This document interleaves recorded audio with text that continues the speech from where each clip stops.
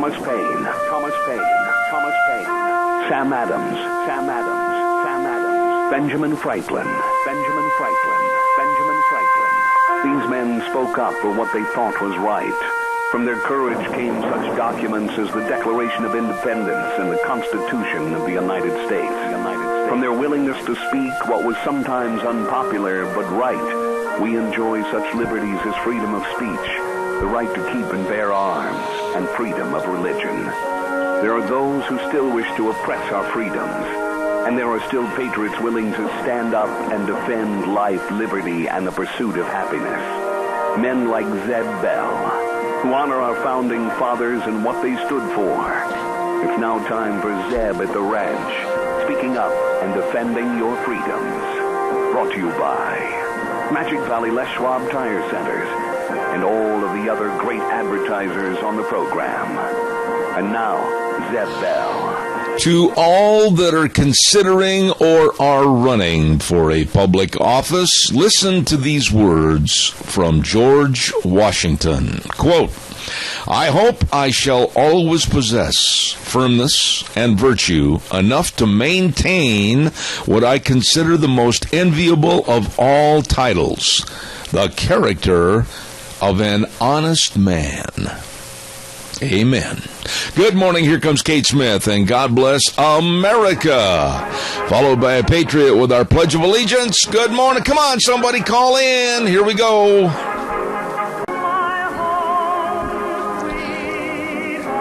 Thank you very much, and welcome to another day of Zeb at the Ranch. I'm Zeb Bell with our major sponsor, your Magic Valley Les Schwab Tire Centers, all 7 locations serving you, along with some of our great advertisers, including Western Waste Services, always at your disposal. Get on the route service today, 734-6969. Right now, without further ado, let's get our Pledge of Allegiance on the air. Good morning. Good morning, sir, and welcome home to your lofty perch. We appreciate you coming back to us. Well, thank you. My lofty perch is an old antique chair that I've broken twice. Go ahead and give us the pledge, please. Thank you. All right. I pledge allegiance to the flag of the United States of America and to the republic for which it stands, one nation, under God, indivisible, with liberty and justice for all. Hey, God bless you, man. Thanks so much. I appreciate it. Have a great day. Thank you. Yeah, my lofty perch. I've got an old, and Deanne has every right to be very mad at me. I've got an old antique furniture chair here that I use for this studio, and sitting up by my desk, and I have a penchant for rocking back occasionally, and this chair has seen better days. So if all of a sudden during a broadcast, any broadcast in the future or even today, you hear a crash, a cracking, and it's me, because it finally gave out. It's not in the best of shape. Let's get the weather in here right now. Brought to you by Cheney Flooring and Home Design, 1228 Oakley Avenue in Burley. Look for the blue door. Don't forget, one of the easiest and least expensive ways to inject fashion into your rooms is with boldly patterned drapery and throw pillows. Oh, they've got a lot of decorating tips over there for you. Carpet and flooring, kitchen construction, home decor items, whatever you need to make your house a home at Cheney Flooring and Home Design. Right now, here's Gina with the weather. Looks like it's going to be the calm before the storm today. Mostly cloudy, going to be a little bit on the breezy side. Expecting a high of 56 tonight, low of 41. Now, tonight and tomorrow, winds are going to be picking up. We will be in a wind advisory for tomorrow.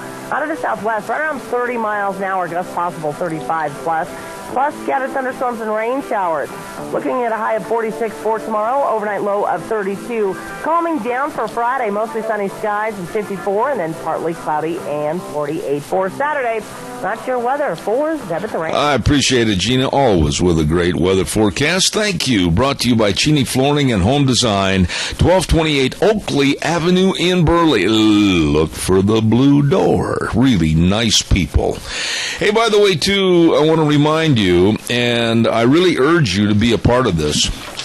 I've been going to this event, I can't remember for how many years, but it's coming up this Saturday, the Mini-Cassia Lincoln Day Luncheon, this coming Saturday, February 20th. The meet and greet starts at 12:30 p.m.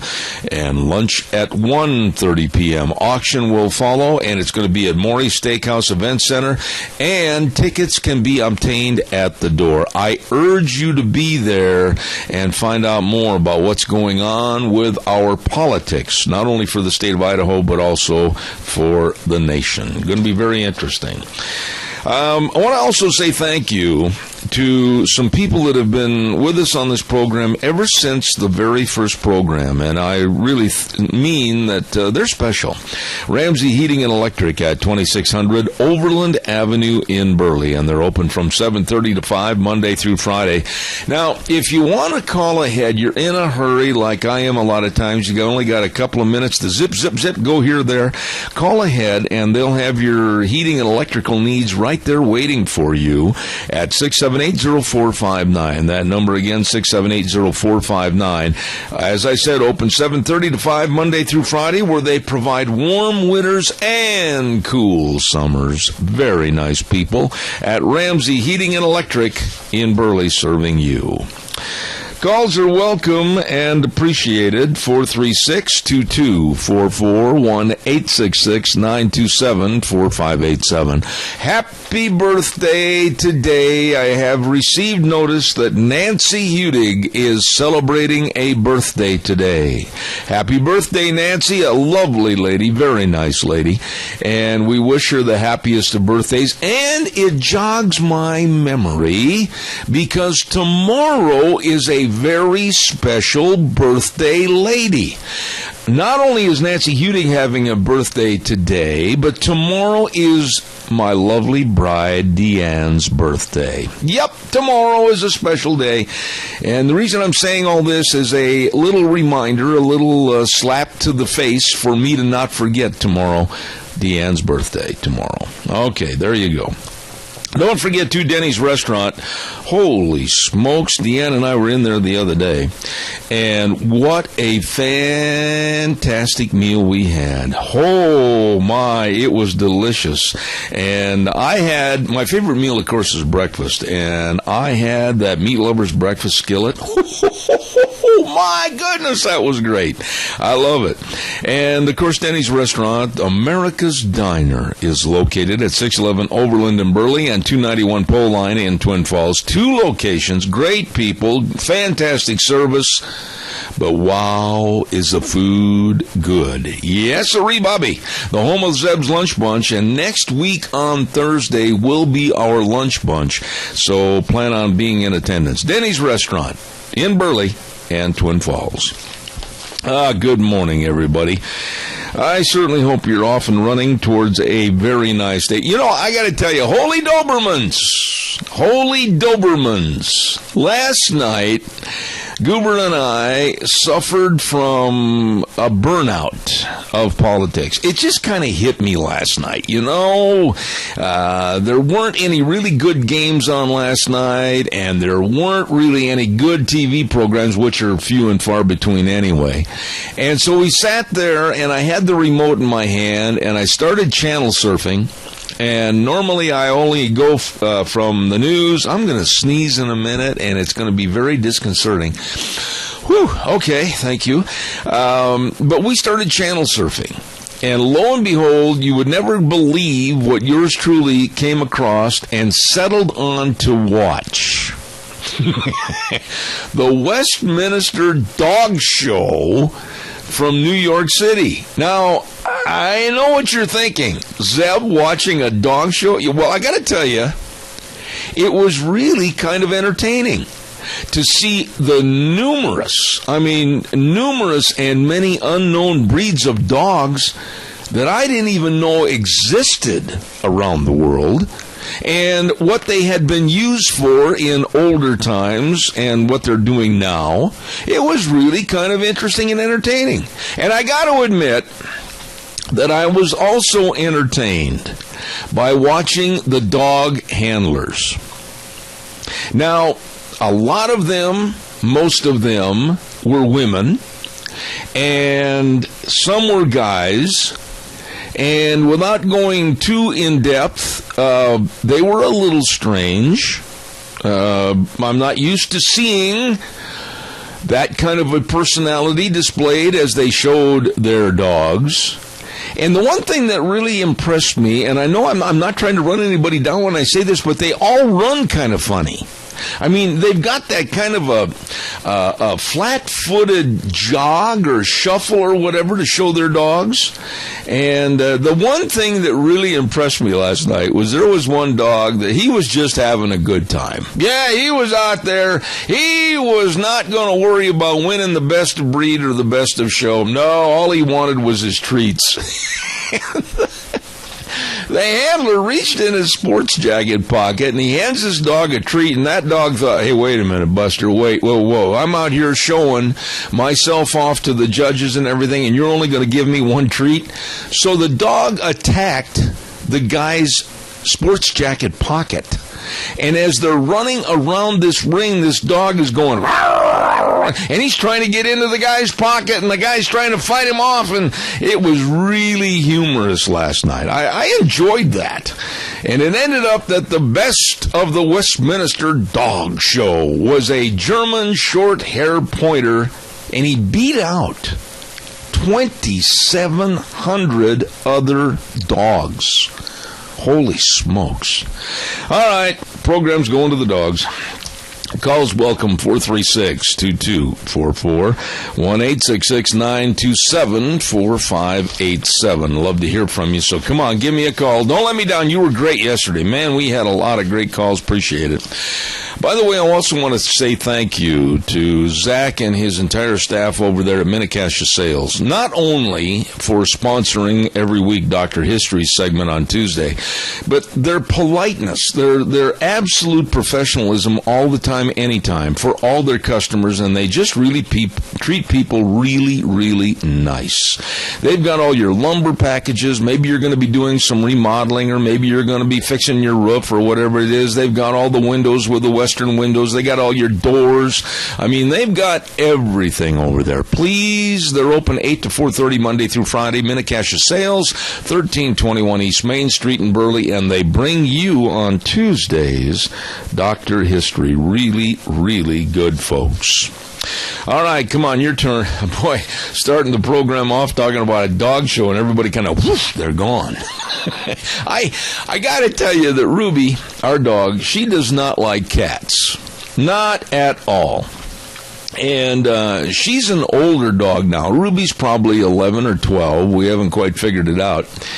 But Ruby has legs that are about 2 inches long. She is a mini Aussie and Corgi cross. And she, at her age, is very surprising. She's very deceptive. Last night, we finished doing the chores, and it was a beautiful night last night. And we were sitting, hold on, caller, I'll be right there. We were sitting outside on one of the benches, just kind of relaxing, and Ruby was there.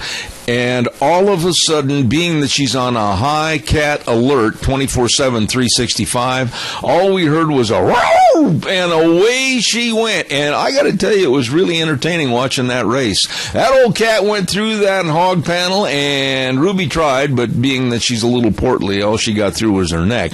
But that's one cat that learned not to tempt fate with old Ruby around. Good morning, caller. You're on the air. I just needed to let you know that you were not the only dog show voyeur last night. Oh, did you see that? I see some of it. I did not see it because I had a phone call or something, and I did not see the dog attack the owner's pocket, making me wish I hadn't missed it. It was really comical because this old boy was trying to run in a big circle, so the judge could watch the dog. And this dog had one thought on his mind. Kibbles and bits are in that guy's pocket. And he went after that pocket. Oh, that's too funny. That is so funny. It's just like, okay. But some out on here, Buster. I know where they are. Give them over. Amen. But I was absolutely. Are you a dog lover? Do you know all about dogs and everything? No, I don't know all about dogs, but the one that really captured my eye was that Welsh Was it a terrier? I don't know. I thought that was a beautiful dog. There were a couple. Has a blue-nosed pit bull. Oh my goodness, yeah. The sweetest thing. Yeah. I mean, he is. I love that thing. And I don't see him often enough. It's like a grandchild, another grandchild. You know, it's really pathetic how I feel.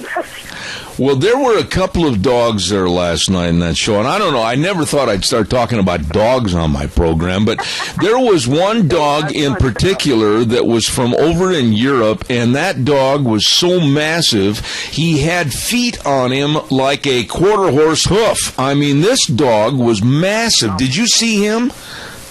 I think I did. I think I did, because I remember them talking about a dog that was from Europe. Yeah.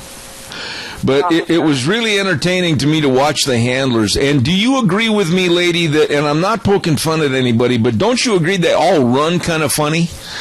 They do. It's just like this little, between a trot, a fast walk, a trot, and a run. That's the only way you can explain it, really. Well, it kind of reminds me, and I'm not trying to sound uncouth when I say this, but in days of old, back when I was a little boy, when kids had to make a quick run to the outhouse, that's what it looks like. Yeah, it was that quick run. Yeah. Because I got an issue. Yeah. Well, I'll let you go because I hear you have another phone. All right, God bless you. Have a good day. Thank Have a you. great day. All right, thanks. Bye. Good morning, caller. You're on the air. Be that as it may. Zeb? Yes, sir. I thought you watched the dog show while you were watching the handler show. Well, it was really impressive, Bob. Now, give me a break. Cut me some slack, because they all ran in the same way, posture, etc., and it all looked like they were having a case of the screaming hurry-ups out to the back door. Well, anyway, you're supposed to watch the dog. Okay. I'll keep my eye on the puppy the next time, I promise. Especially when they chase cats. Thank you. Bye. All right, bye-bye. No, I got a lot of entertainment value out of it. I really did. But I really still don't understand the judging. I mean, when you have all these different breeds, you're not really judging the best of that particular breed for confirmation or whatever. So how do you take like a German short-hair pointer that won and match it up against a Samoyed or a pit bull and then come up with the best of all the dogs, 2,700 dogs? I don't understand that stuff. My phone's going off in my cell phone pocket, and I can't take that. Calls are welcome, 436-2244, 1-866-927-4587.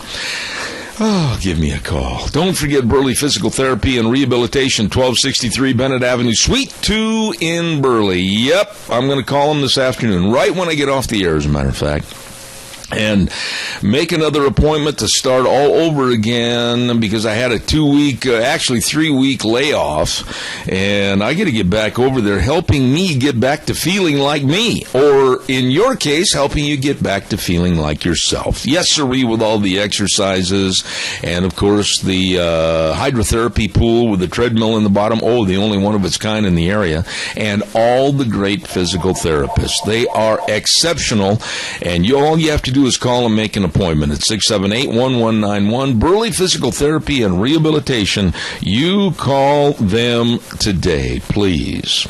Waiting for your call, and while I'm waiting for the next call to come in, whether it's about the dog show or whatever, for some reason last night that dog show did remind me of politics. I'll give you that analogy in a few minutes.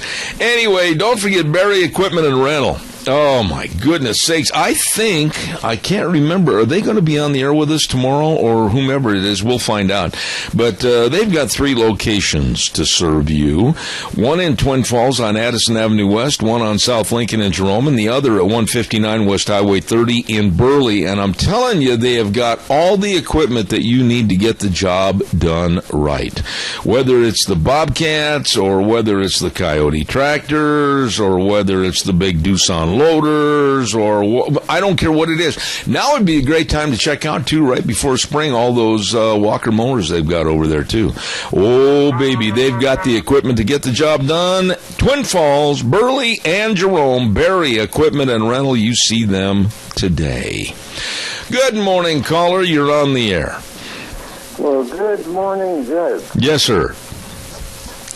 You know, in order for the Republican Party to survive, you think as much animosity there is toward Donald Trump, they should be behind this guy 100% to make sure the Republican Party makes it into the White House this time. Donald Trump is a mixture of Teddy Roosevelt and General George Patton, and that's exactly who we need to get in the White House to try to straighten this place up. You know, that's an interesting analogy right there. Teddy Roosevelt and General Patton. How did you come up with those two individuals?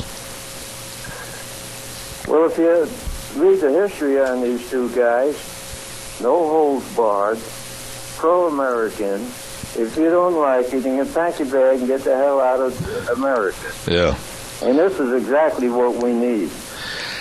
You know, it's interesting, Tony, and I'll comment on that a little bit on the air. Thank you, and God bless you and Mary. Have another cup of coffee and enjoy a nice day today.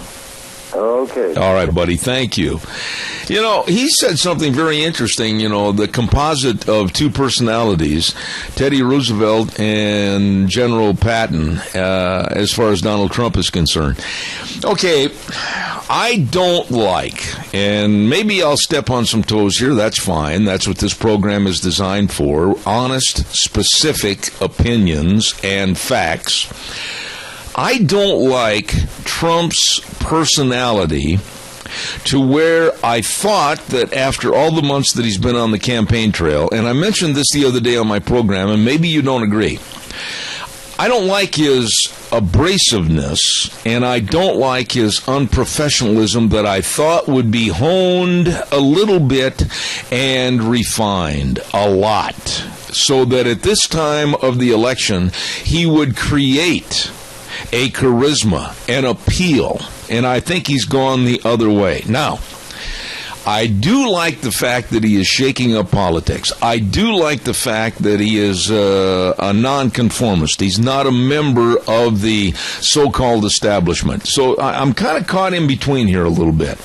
I just think that his verbiage, I think some of his facial and body expressions during the debates, all of this could have been honed and refined to make him more acceptable, even at the risk of staying on the same track with what he says and what he believes.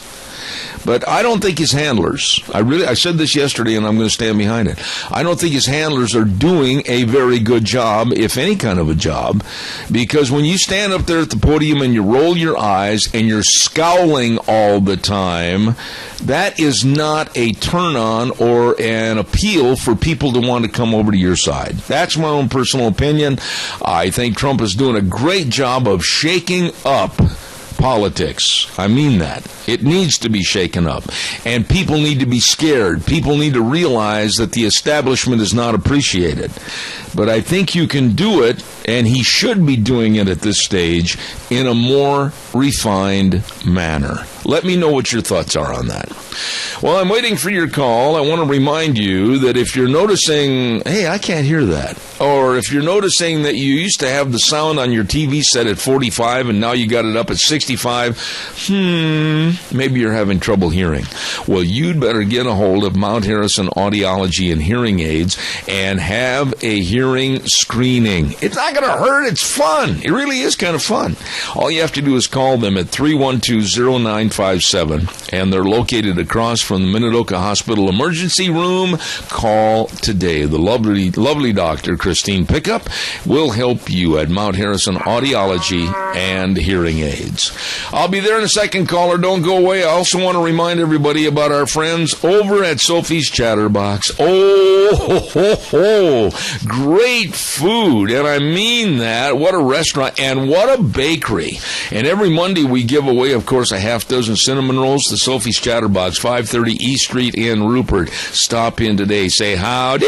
You're going to love the food at Sophie's Chatterbox. Morning, caller. You're on the air.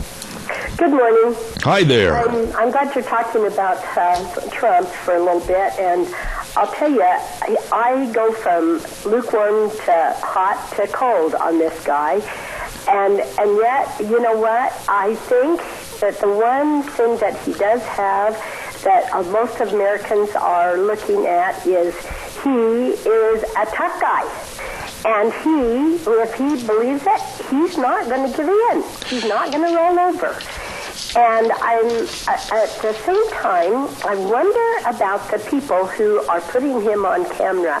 Have you ever noticed how often his face is just bright red? Yeah. He looks like the devil with that haircut that he wears. And I don't know if other people see that when they're looking through at the TV screen, but to me, that's scary. Well, now, Chris, you brought up a very interesting point that I don't think any member of the national news media has commented on. I haven't heard them. But Deanna and I were watching the other night, and it was during the debate, and a comment was made by Deanna about, wow, does his face look red? Did you touch the color dial on the TV? And I said, no. I said, it looks more so than it has been in the past. Now, he might have been out campaigning in the sun, which is fine, and it's understandable because I spent 2 weeks down in Arizona and my face came back looking like a red crayon in a color box. But I agree with you that the makeup and the chemistry, and I'll go back to the facial expressions and the body language. I just think the man could refine himself without changing his stance and his position on the issues, but he could refine himself to be much better acceptable. Well, you know what? I do think that the man is passionate about what he's doing. And he loves this country as much as you and I do. And so he is doing this not because he needs to, but because he feels like somebody's got to turn this big ship around. Yeah. But if I were whoever is handling him, like you say, if I were looking at him on a TV screen somewhere, I think I'd work a little bit at that. Because, oh my gosh, when his face is so red in some of those clips, he looks a little abnormal. Yeah, well, not only that, but the hair and the scowl. Donald Trump is known for his scowl. He had his scowl with a picture taken for the cover of his latest book. And maybe, I don't know, maybe I'm wrong. And I'm just a little old fat radio and rodeo announcer from Magic Valley, Idaho. But when I look at somebody that has a scowl on their face, it gives me a immediate response that they're going to be a hard nut to crack, and I'm going to have trouble with these people. And it's a persona that they give off. Yeah. Well, I don't mind if he looks like that when he's facing Vladimir Putin. And I hope he takes his shirt off like Putin does. Oh, no. Comparison. But anyway, Putin, he works at that mean look.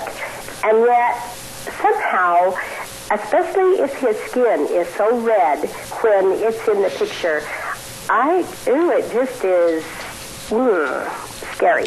And I don't know how you get this message to him, but otherwise, I like the fact that he does not back down.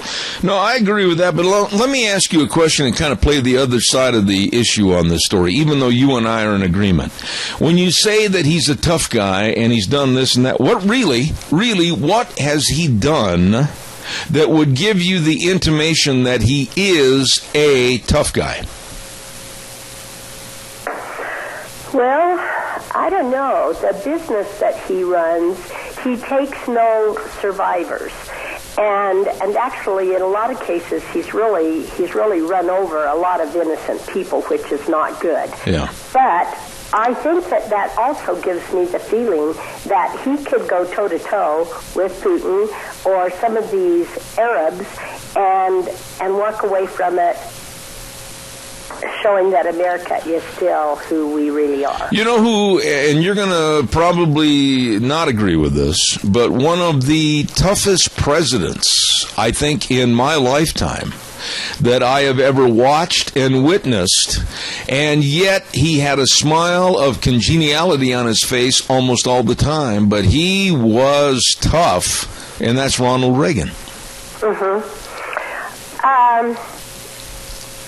When Ronald Reagan was doing that, he did it so well that I think he caught people off guard. I agree with that.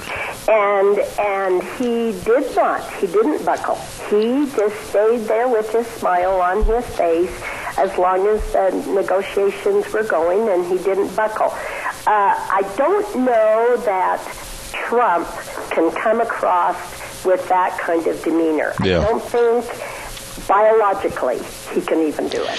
Well, and I'll throw another president's name out, and this is interesting that we're talking about demeanor and facial expressions and everything else. But one of the Democrats that was president in my lifetime, I absolutely thought he came on as always a very sinister, very devious, very not trusting man, and that was Lyndon Baines Johnson. Well, as we have heard, and it seems to me like history has proven, he was a very sinister man. There's questions about Kennedy's death, even. Well, and that leads us all into the current mode of presidential people. Hillary, of course, with her facelift, which, that's why she was gone for so long. You know, they can cover it up, Chris, but you know as well as I do, the reason she was out of the public eye for so long is she had a facelift. If you look at pictures of her prior to that departure from the public scene as to what it is now, naturally, she had a facelift to go into this presidential campaign. Yeah. And then look at Bernie Sanders. What are you going to do physically to increase a 74-year-old scary personality like Bernie Sanders? I mean, it's not going to happen. And then you look down the list of the Republicans, and if you were really going to say of somebody that's wholesome and looks good on camera and everything, if you're looking at personalities, you've got to take a look at Marco Rubio. But when you look at Trump, he looks like the scowly old man in that, what's the comedian that does the, he does the puppets, the handheld puppets. Remember? You know, Jeff, I can't think of Jeff's last name right now. It's not Foxworthy. No, but it's, I can't think of the guy's name, but he has the grumpy old man, and it looks just like Trump. Yeah. Well, I think that you and I can talk about this till the cows come home, but we've got to get this message to Trump's handlers, because I think that we've got to make the best choice in this country that we can. I agree. This election is so pivotal. I just thought of the guy's name, Jeff Dunham. Oh, yeah. Yeah, Jeff Dunham. I can't miss one of his shows. I want to go to Las Vegas and see him. All right, Chris, God bless you for your call. Thank you so much. Appreciate it. Hey, by the way, for years, you knew of Ted's Diesel Electric Service. Well, the name has been changed. Yes, sirree, Bobby. It is now Doug's Alternator and Starter Repair, located at 635 21st Street, which is Al Fresco Road. Boy, I had trouble with that today, but it just rolled off my lips today. Over in Hayburn. Yep, Doug can rebuild starters, alternators, generators. He can fix everything from lawnmowers to locomotives, and he sells new, too. Hey, stop in today or give him a call, 878-4991. Doug's Alternator and Starter Repair.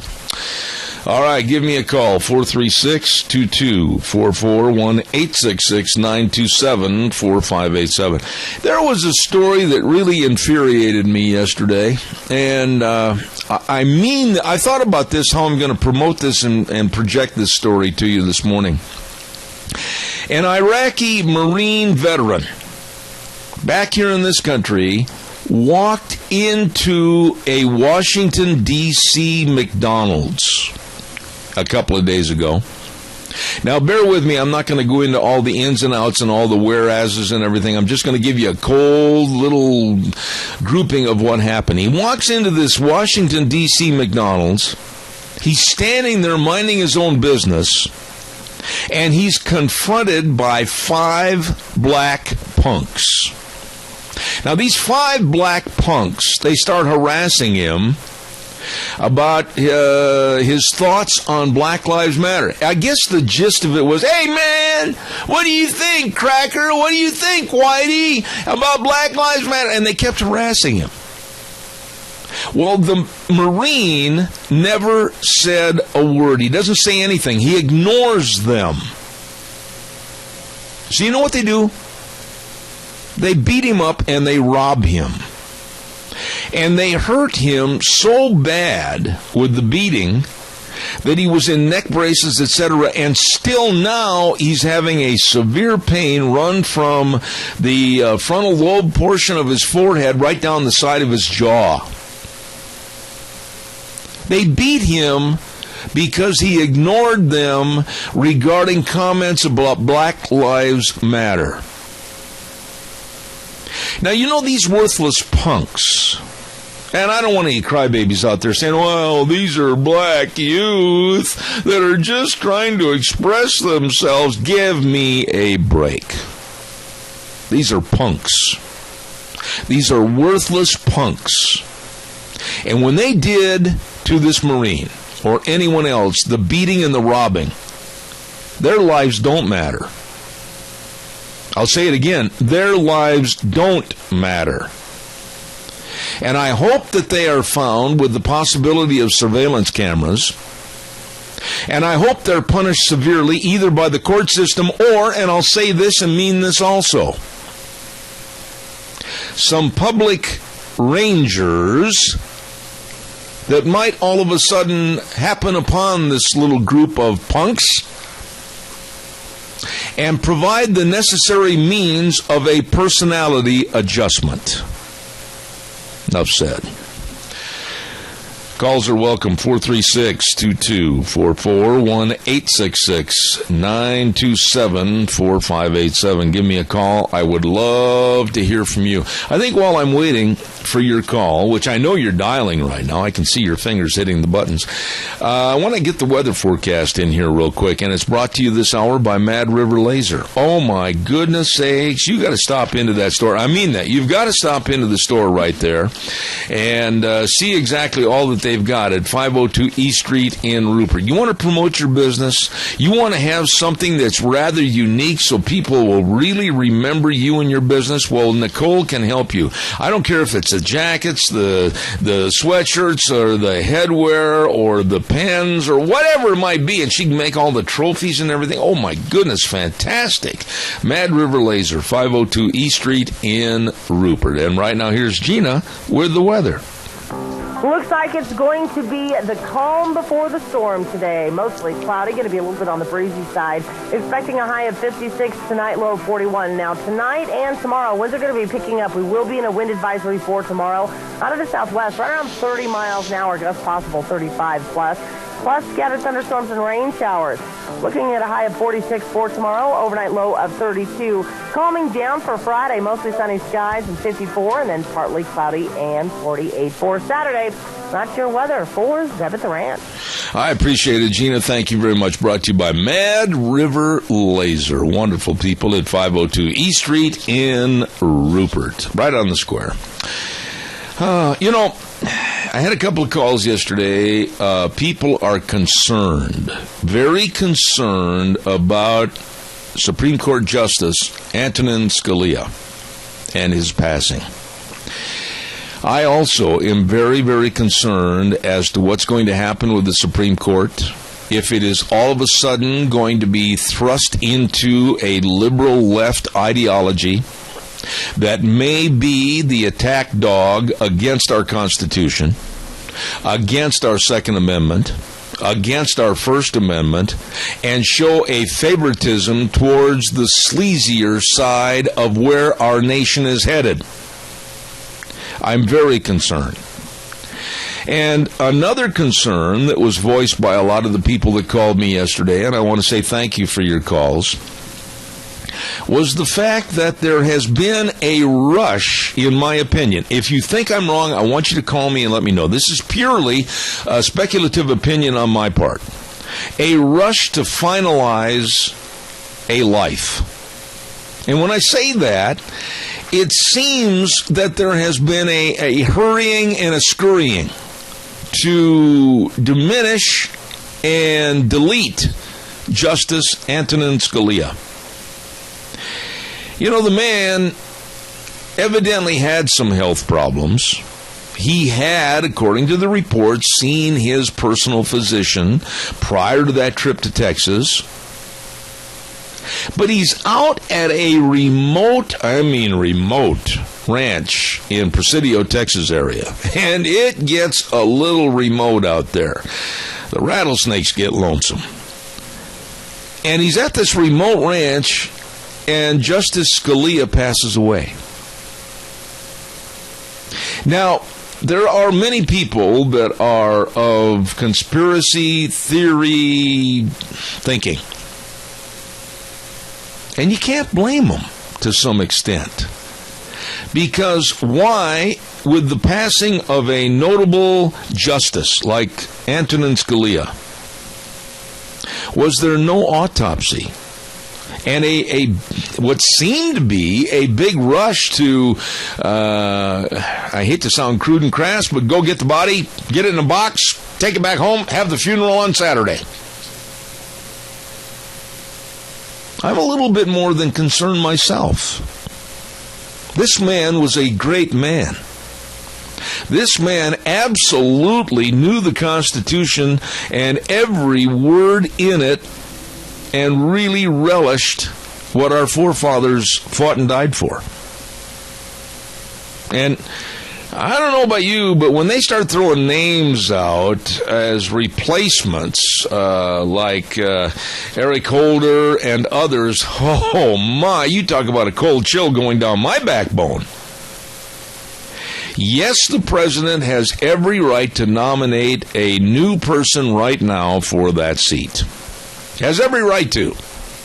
But the Senate has every right, through advice and consent, to sit down and analyze to the nth degree whether or not that person would make a good Supreme Court position.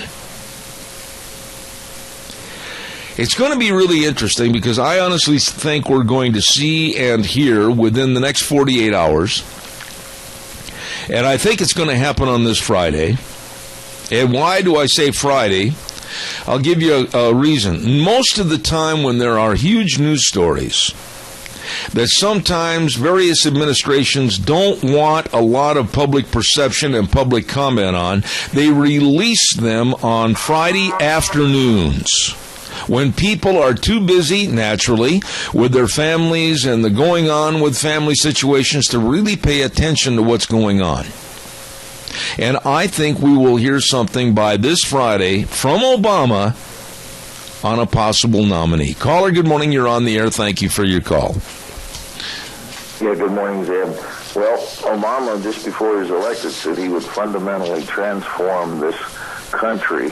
And, of course, we have seen that transformation where our foreign domestic policies have been socialism on steroids, and to take away our constitutional republic, throw the Constitution in the corner and dictate with a pen and a cell phone, basically. And, I think there's all these pages and pages of new regulations that have come out since he just through the first 5 years of his presidency. There were 11,370 more pages of federal regulations, and most of them don't even know. I mean, practically every day we're probably violating some rules and regulations by these bureaucrats that all they have time to do. But he's become a president that's become a dictator, and using the agencies, the EPA, BLM, and so forth, to to basically strong-arm anybody like people that are opposed to any of these government policies, whether they're constitutional or not. Well, let me interrupt you here, Adrian. That's right. If it's not constitutional, to stand up and say it's not right. Yeah. And you got people that say, no, we just got to follow the law, regardless of whether it's constitutional or not. And this, getting back to the Supreme Court justice thing, what you've been talking about, I can guarantee you he's going to be a left-wing socialist, progressive, liberal that will totally destroy what's left of this constitutional republic. Well, here's the deal, Adrian, and I'm really concerned about this. I think that there will be an assault. If the person is a liberal ideology, background, etc., and does get on the Supreme Court, I honestly feel that we will see some desperate changes to what happens with our First Amendment, abridging the freedom of free speech, and our Second Amendment for the right of the people to keep and bear arms. I think those will be the two right there that will be absolutely trampled upon. Real quick, give me your thoughts. I've got to get a commercial in. Well, I can guarantee you that that's exactly what will happen. Well, they will throw the Constitution in there. Of course, we still have a movement to have a constitutional convention, which George Soros, by the way, is financing through the back door. So we have to be aware of that. And I don't know that our legislature is falling for that trap again this year, trying to push that. But anyway, hopefully not. Thank you. All right, Adrian, God bless you, man. I appreciate it. Thank you much. Caller, I'm coming. I'll be right there. But, when you talk about the abridging of freedoms of speech, just think about that. And the press. Think about all the issues right now with the gay, lesbian, and transgenders and how they want their movement to not be criticized or scrutinized. And anybody that speaks out, i.e. like me, etc., on this program, then I would be silenced if they change the freedom of speech or of the press. And then all of us with guns that are gun owners, legal gun owners, the right of the people to keep and bear arms, I honestly think there will be a assault and a change with a liberal ideology on that Supreme Court. Caller, good morning. You're on the air. Good morning, Zeb. This really scares me. The guy had a heart attack, they said, and then no, he died of natural causes with a pillow over his head. How often have you slept with a pillow over your head that was tight enough to kill you? Well, wait a minute, Jerry. I got to be really careful and caution you there. Number one, we don't know how tight or where the position of the pillow is because we're taking one man's observance, the ranch owner, when he found Mr. Scalia. So we can't speculate on that. All we can do is say that the comment was made that the pillow was, quote unquote, over Mr. Scalia's head. So don't jump into the pool of making something sound clandestine because we don't know right now. Well, there's a lot of things that scare me about this. Number one, political correctness. I think it needs to be outlawed. I think that our Senate and our House are going along with everything Obama wants with no questions asked. And that terrifies me greatly. Yeah. We've given him all the money to do everything he's wanted this year. Yeah. And they said they would stop some of this, and they have not done one thing they said they would do. I agree. To my knowledge. I agree. No, I think that... It scares me to death to think of where our Senate and our House is and where our president is on these issues. Mm-hmm. I'm just scared to death we're going to lose our country. Well, that is something that we all should be concerned about. Jerry, it's always good to hear from you. God bless you, and have a great day, my dear friend. You too. All right, thank you. Caller, I've got just a short time. Go ahead real quick, please. Oh, yeah, I agree about the pillow. I mean, what's going on there? And also, the governor, I heard the governor of Texas was calling for an autopsy, and now all of a sudden there isn't one. What's going on there? Well, now you're asking a question of vagaries that I can't answer. Now, number one, I'm not in the position to say, yes, there will be an autopsy and we want to start it this afternoon at 2 o'clock. I agree with you that there's a lot of unanswered questions, and I think the press, the media, and people... Are you still there, caller, or what happened? He hung up. Oh, he hung up.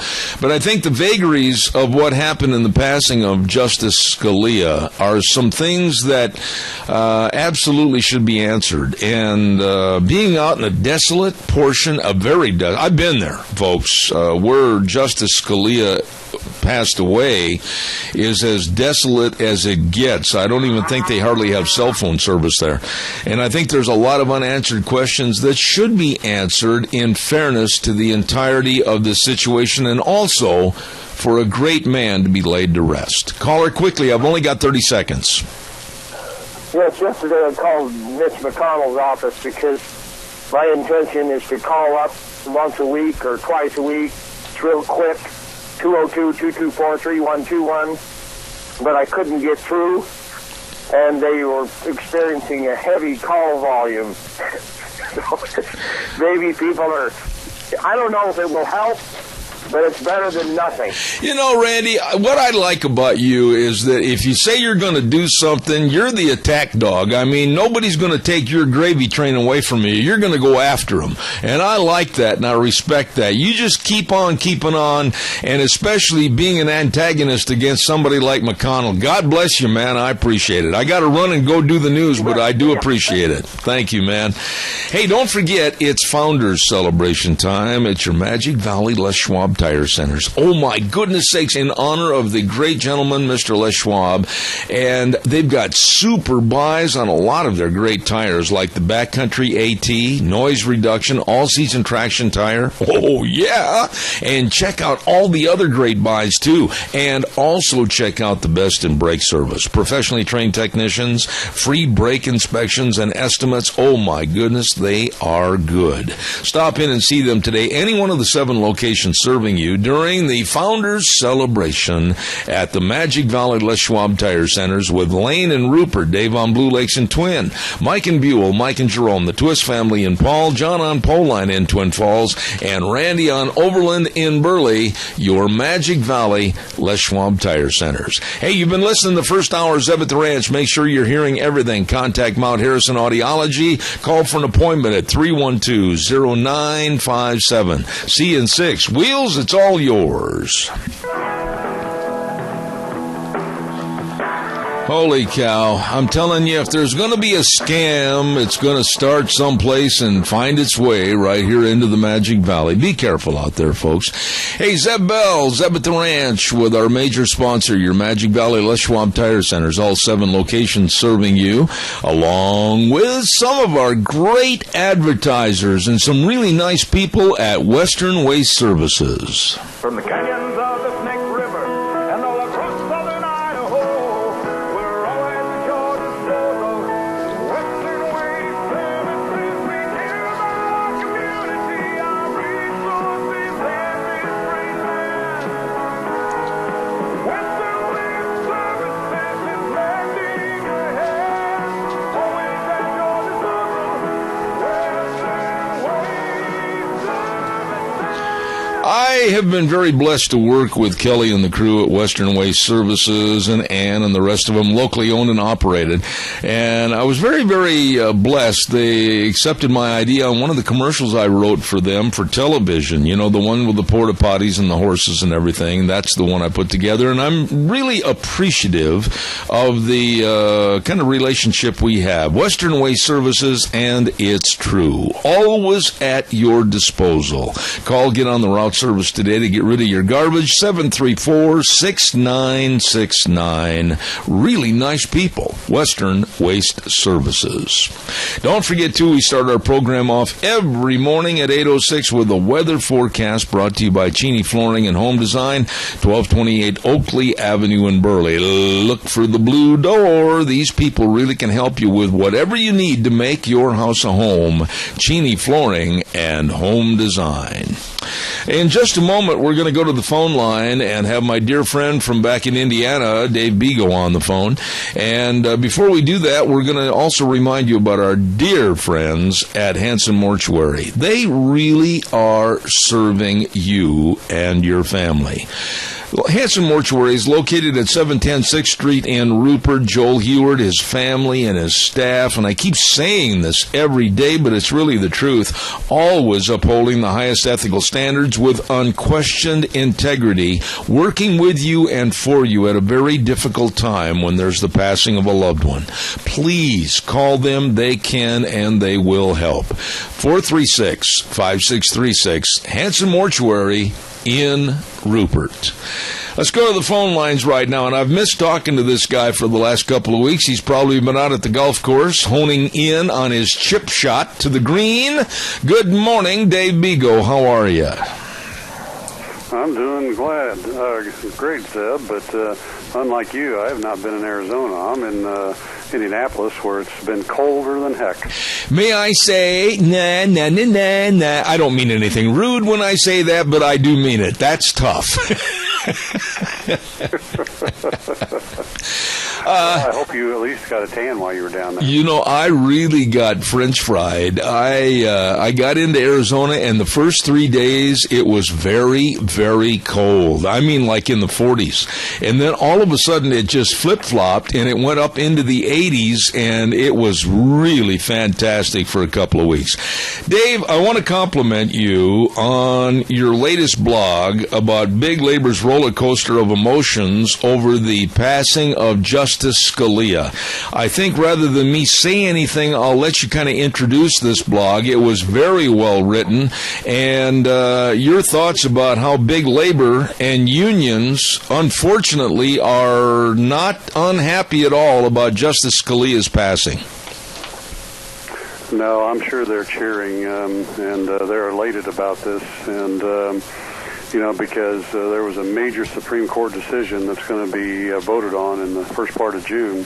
The initial testimony was heard back, I think, on January 11th, and from all indications, the Supreme Court was going to vote in favor of the California teacher who brought this case, that she didn't have to pay union dues or be part of the union because it defied her First Amendment rights. And but now with this happening, Zeb, basically the Supreme Court doesn't have to do anything but have a 4-4 vote and a tie, and it will go back to the appellate court, which is the 9th District in California, which is a very liberal court, and it'll be upheld, and the unions will still be able to collect union dues and force unionized people and take their money.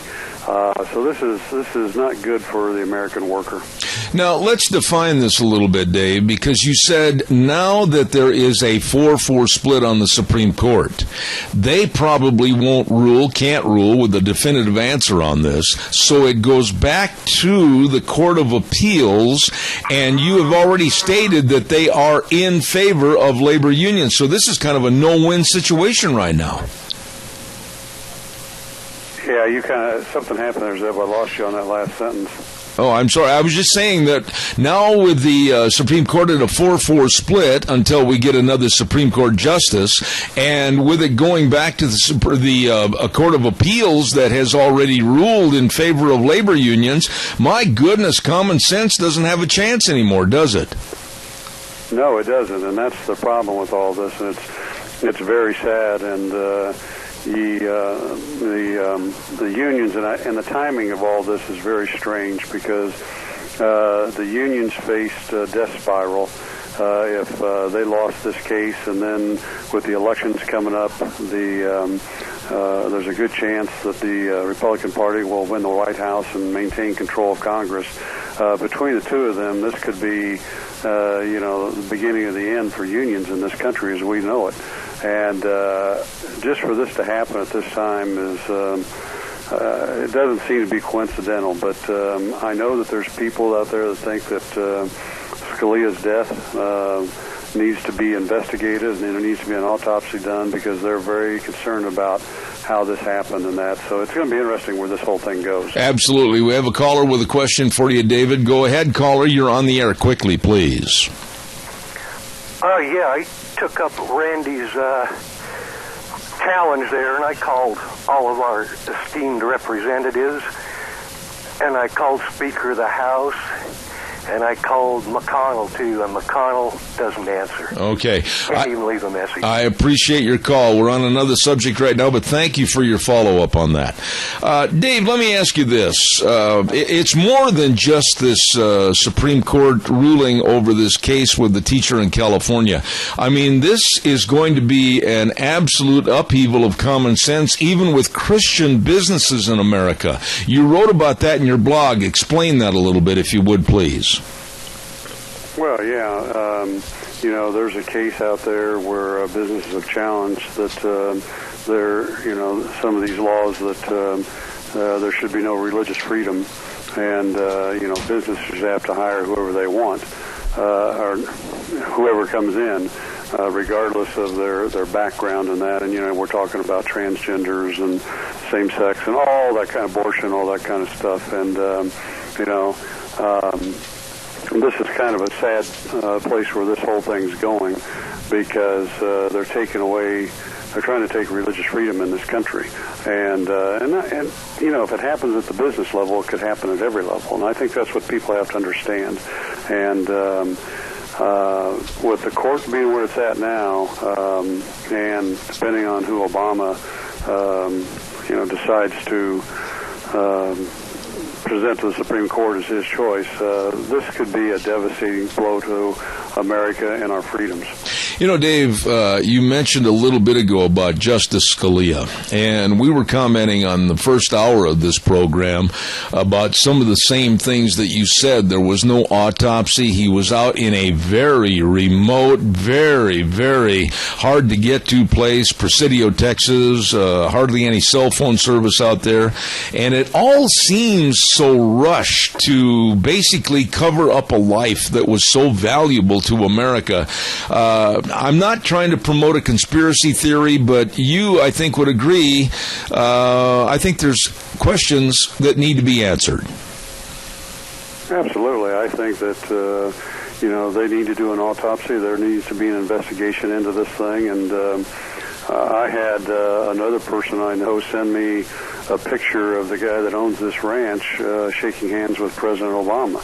So it appears and I don't know, I haven't had a chance to look into it, that he may have been an Obama fan.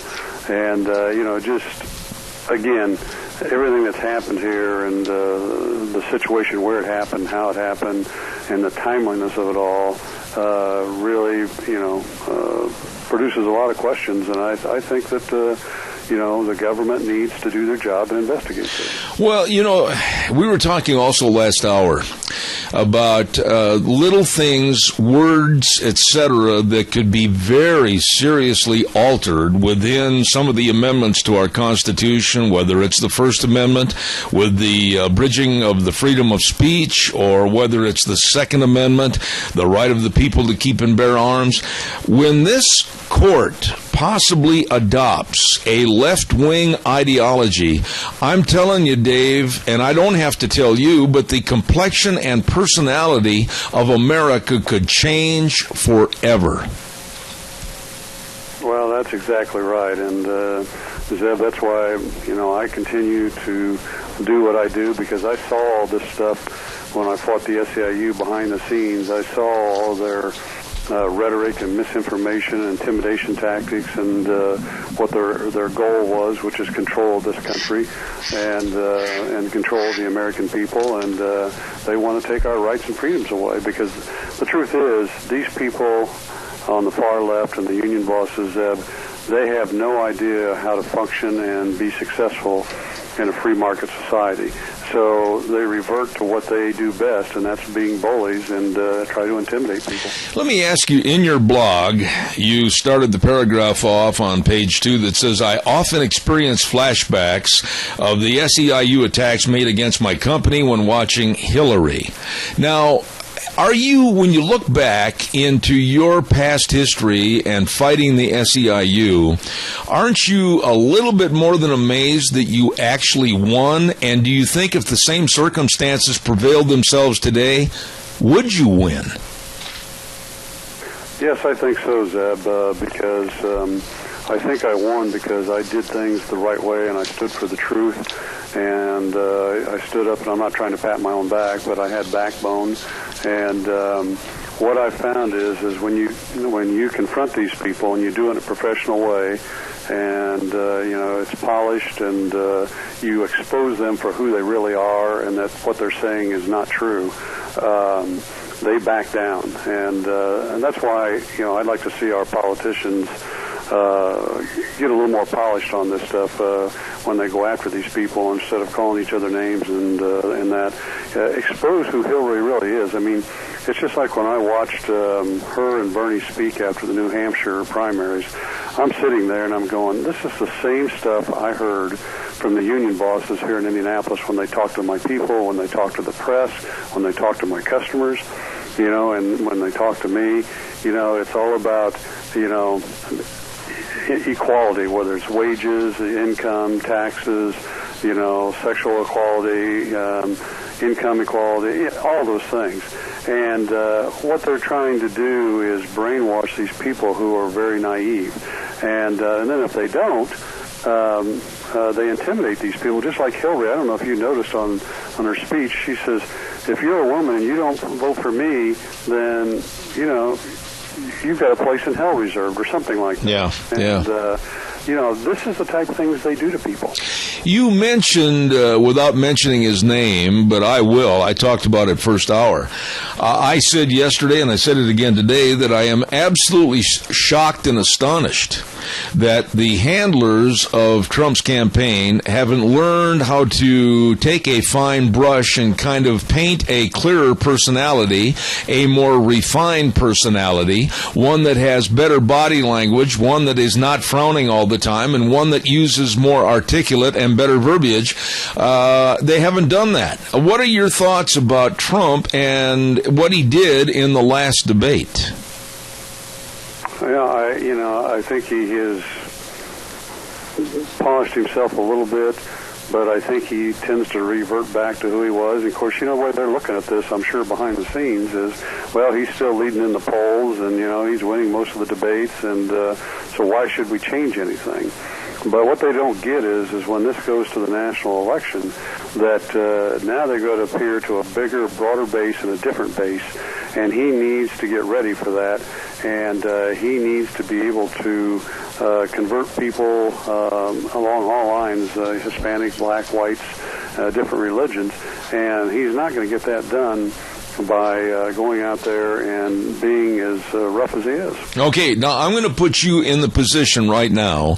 You are now the president in charge of his campaign, and you are telling him in a private meeting right now, Donald, this is what you need to do. What are the things that you would stress that he needs to do to be more acceptable to the general populace if he makes the national campaign? Well, like I said, first of all, he's got to get out there and he's got to present a personality that will appeal to people of all different backgrounds, races, and religion. And he also has to polish it up and not attack people so much, but expose them professionally. I mean, really have the information in hand that he can, especially when he has to do debates with whoever his challenger is, Hillary or Bernie, that he can put them on the spot where at the debate they stumble. They just, they don't know what to say.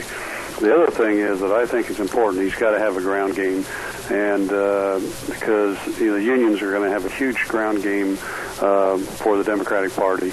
And he's got to get out in front of people like Scott Walker did in Wisconsin. Scott Walker was great at getting out into all the different religious and racial backgrounds, people, Hispanics and blacks and whites, and he even got into the union neighborhoods. And that's the thing. He got into their neighborhoods and their churches, and these people saw that he was a good guy and what he said was true and something they could believe in. And I think these are the things Trump has to do.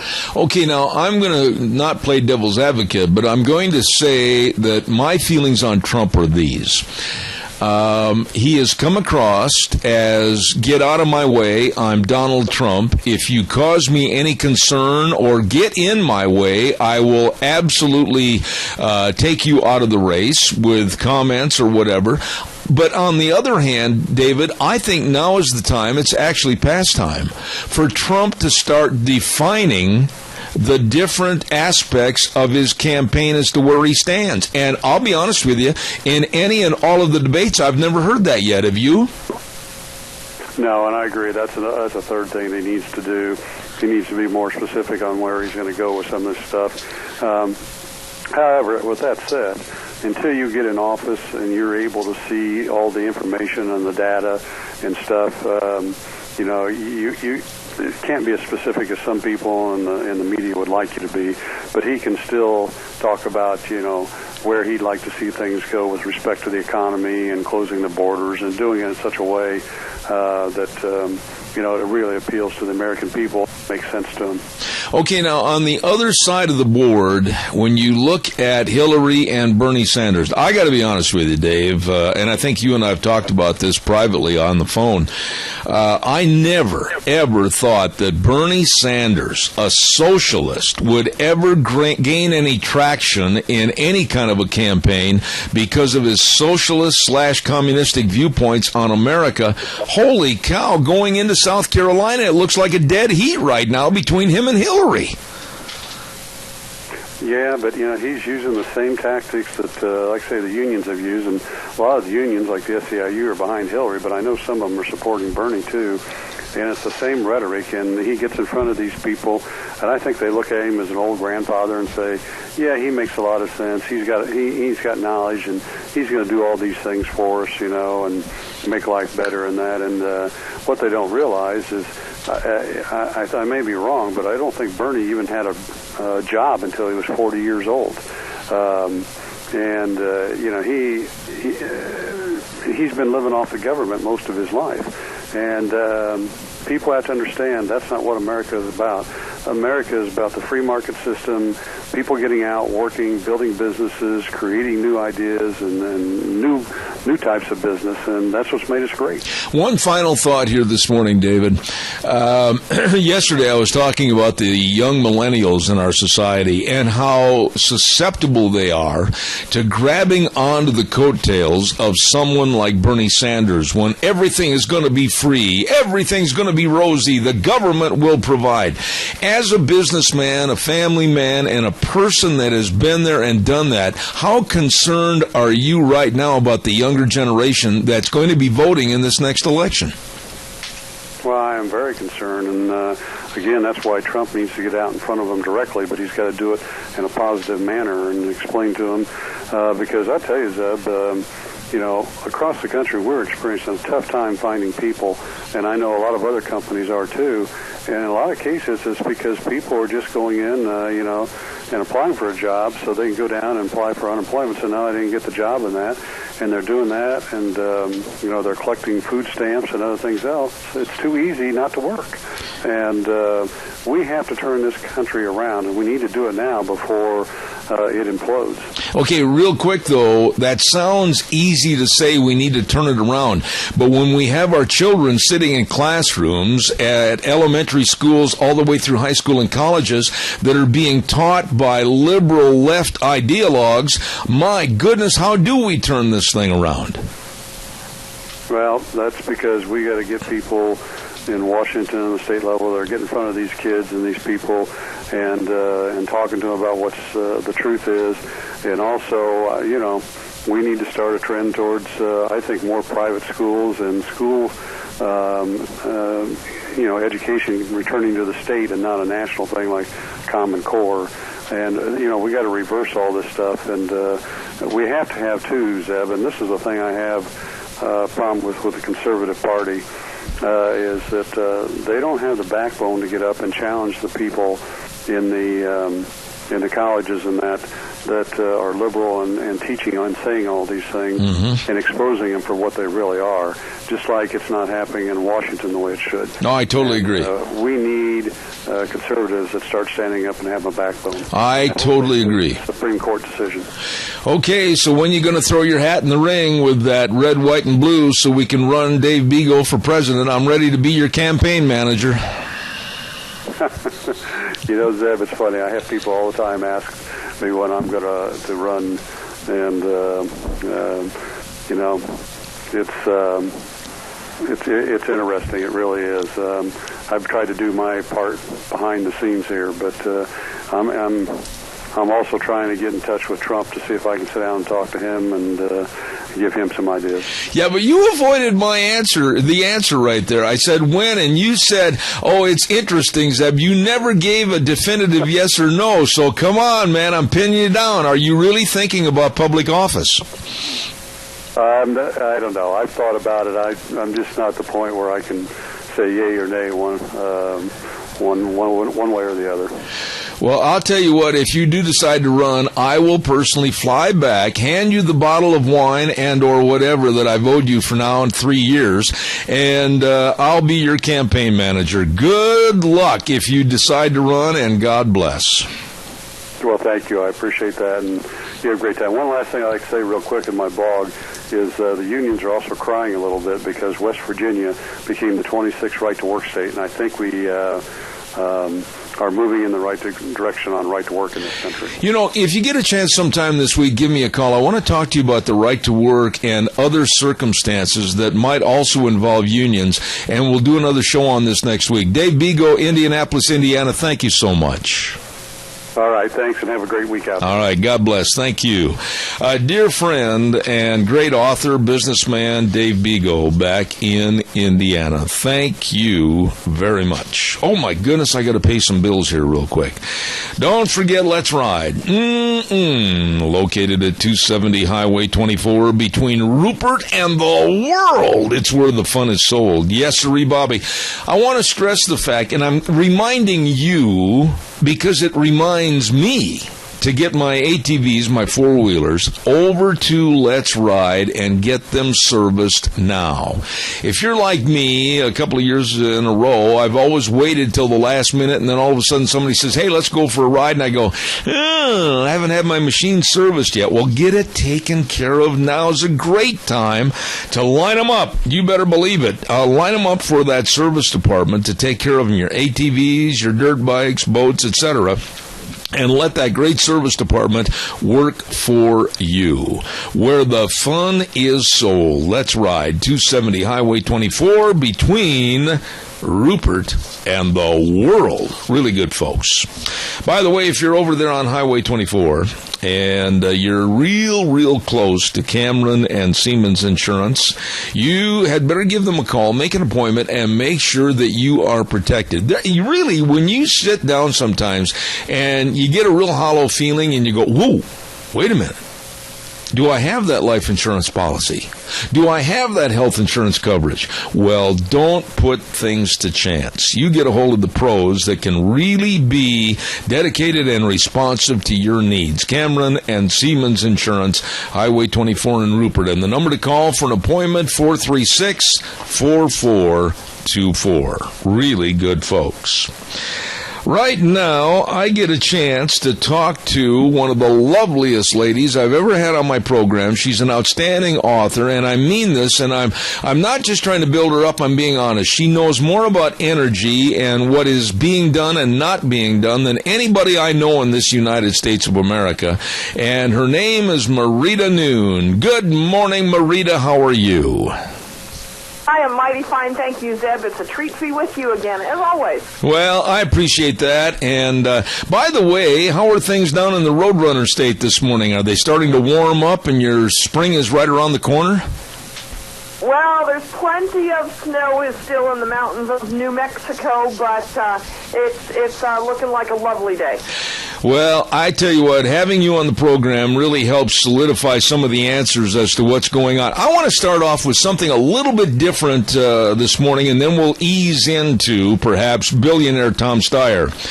But tell me if I'm wrong. Every single time I go to the gas pumps, or in my case, the diesel pumps, I'm getting kind of a cautious feeling.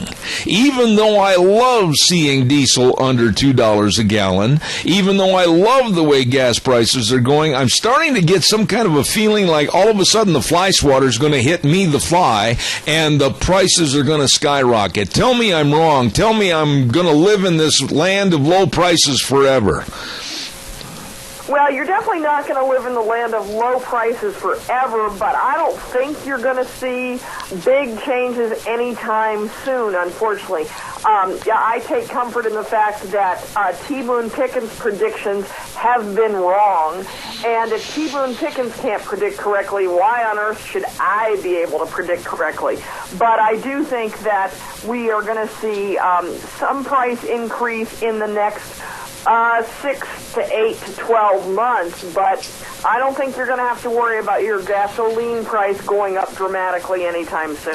Do you think, Marita, with your knowledge on this, that it's going to be due not to oil imports or regulatory means, but it's going to be on taxes? Is that what the Obama administration is going to do? Well, that's what they'd like to do. Fortunately, they can't do this without the support of Congress. You know, on Friday, I believe it was February 5th, President Obama came out with a new plan that included a $10 a barrel tax on energy. On oil, excuse me, not energy, on oil. A $10 a barrel tax on oil, which translates to something like a 24-cent a gallon tax on gasoline. So if you were to see a dramatic increase anytime soon, that could be why. However, his plan, his proposal, has absolutely no chance of passing through a Republican-controlled Congress. So you have to wonder why, when he knows it has no chance of passing, why did he propose such an outlandish idea? And the only logical conclusion you can come up with is that he's wanting to appease his environmental base, especially in the face of, which came after his announcement about this, but the Supreme Court shooting down his clean power plan. You're right. Explain that just a little bit to my audience, Marita. The Clean Power Plan. In simple terminology, I will say that it was nothing more than thuggery to basically run a viable business, the coal business, out of Dodge City and create havoc on our electrical grids. I want to hear your professional response as to what the Clean Energy Plan really was. Well, it is a continuation of Obama's war on coal, as it would virtually shut down perfectly functional coal-fired power plants that provide cost-effective baseload energy in this country and replace it with much more expensive renewables. So we'd be getting rid of something that is efficient, effective, and economical, and replacing it with something that is inefficient and ineffective and uneconomical. We know wind and solar are intermittent. They require backup. And so, in effect, the Clean Power Plan is really not just a war on coal, but it is a war on the middle class. I recently was in Arizona. As a matter of fact, I got back this last Friday, Marita. And while we were in Arizona, I took my own little Zeb Bell public opinion poll regarding climate change.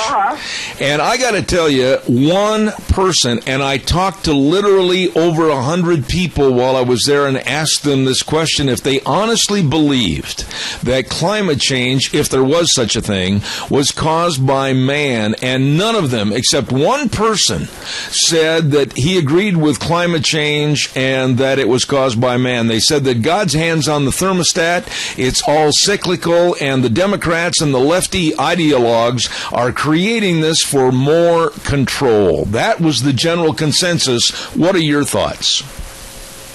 Well, that general consensus would align with true polling, not that your informal polling isn't true polling, but, you know, the polling that has been done surrounding this election cycle shows, which is what I wrote on this weekend, is that climate change is a non-issue in this election, despite President Obama's constant use of the bully pulpit to promote it.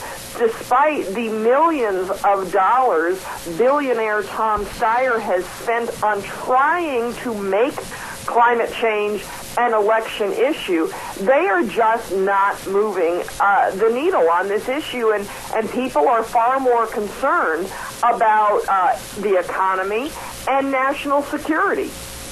You know, when you talk about that, though, there's some heavy hitters as far as big money people over on the left, like Tom Steyer.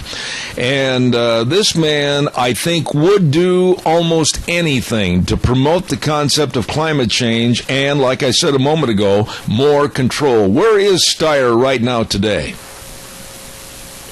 Well, I don't know where he is physically right now today. I'm not tracking his Twitter feed.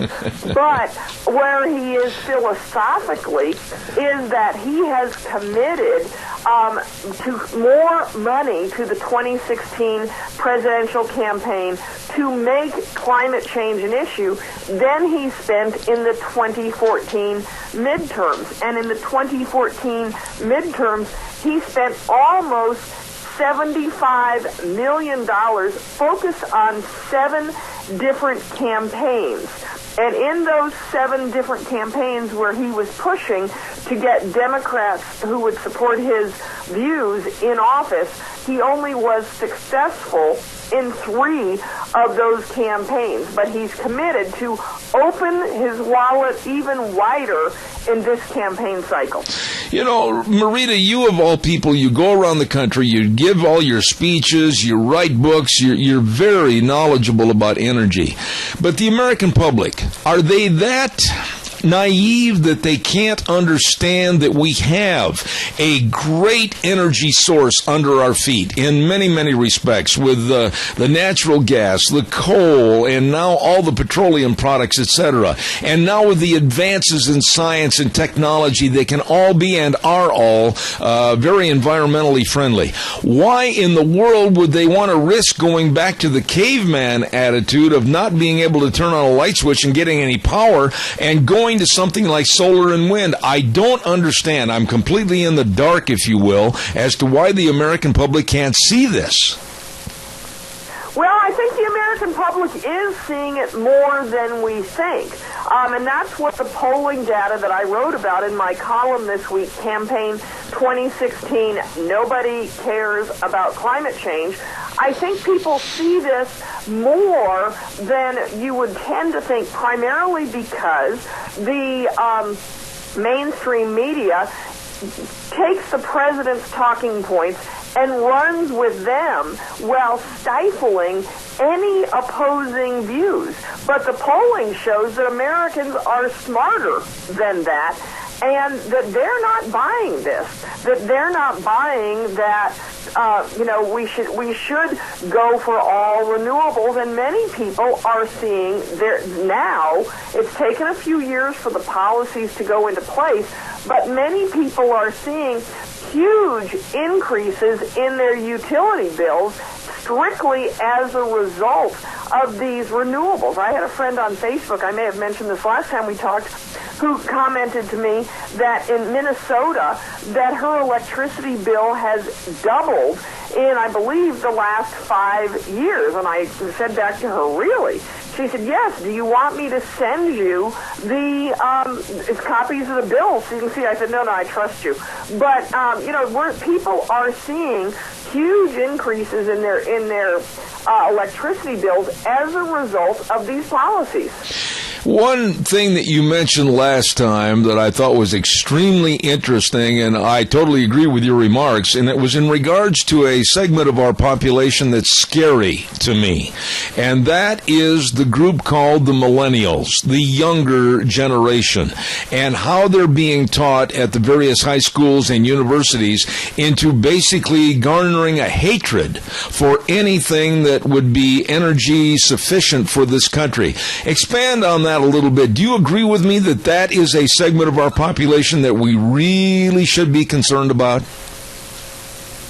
Well, yes and no. It's interesting. If one was to go to American Spectator today at spectator.org and read my column as it's posted on American Spectator, there's some very interesting comments on my column, and one of the comments is specifically about what you're addressing.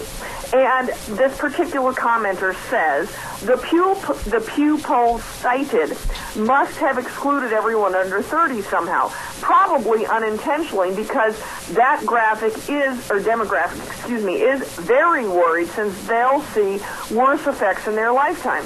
Lots of data to support that. Bernie's not stupid. He's going for the youth vote on that issue. However, I wrote back in response to his comment, citing a poll from Harvard Research that says, this poll from Harvard Research specifically says that the young people are not concerned about this. This is just not an issue that is front and center for them. The poll is, if people wanted to look this up, and I encourage them to, is just search for young voters, climate change takes a back seat. And this is from Harvard Political Review, hardly a bastion of conservatism. And while the poll is from last April, I think it still holds true. So yes, I mean, it is concerning because this group has never known anything but the climate change narrative. Zeb, in your age and my age, this is somewhat new to us. But for younger people, they've been preached this for their entire education life, but yet polling shows it takes a backseat for them. Let me ask you this question. I'm not trying to pin you down on any particular candidate that you're backing or endorsing to possibly lead this country, but when you look at the candidates, left side, Hillary and Bernie, and then all the others on the GOP, what candidate really stands out for you, Marita Noon, that knows and understands energy and can basically lead this country back to where it should be? Well, it's interesting you ask that because I am going to write a column on that specifically, and I've been watching and waiting till the Republican field narrowed down a little bit more to do a thorough analysis of their energy policies.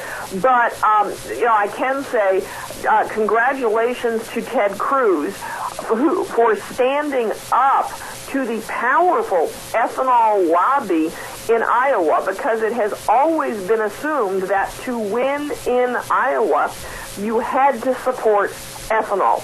Donald Trump pandered to the environmental lobby in Iowa.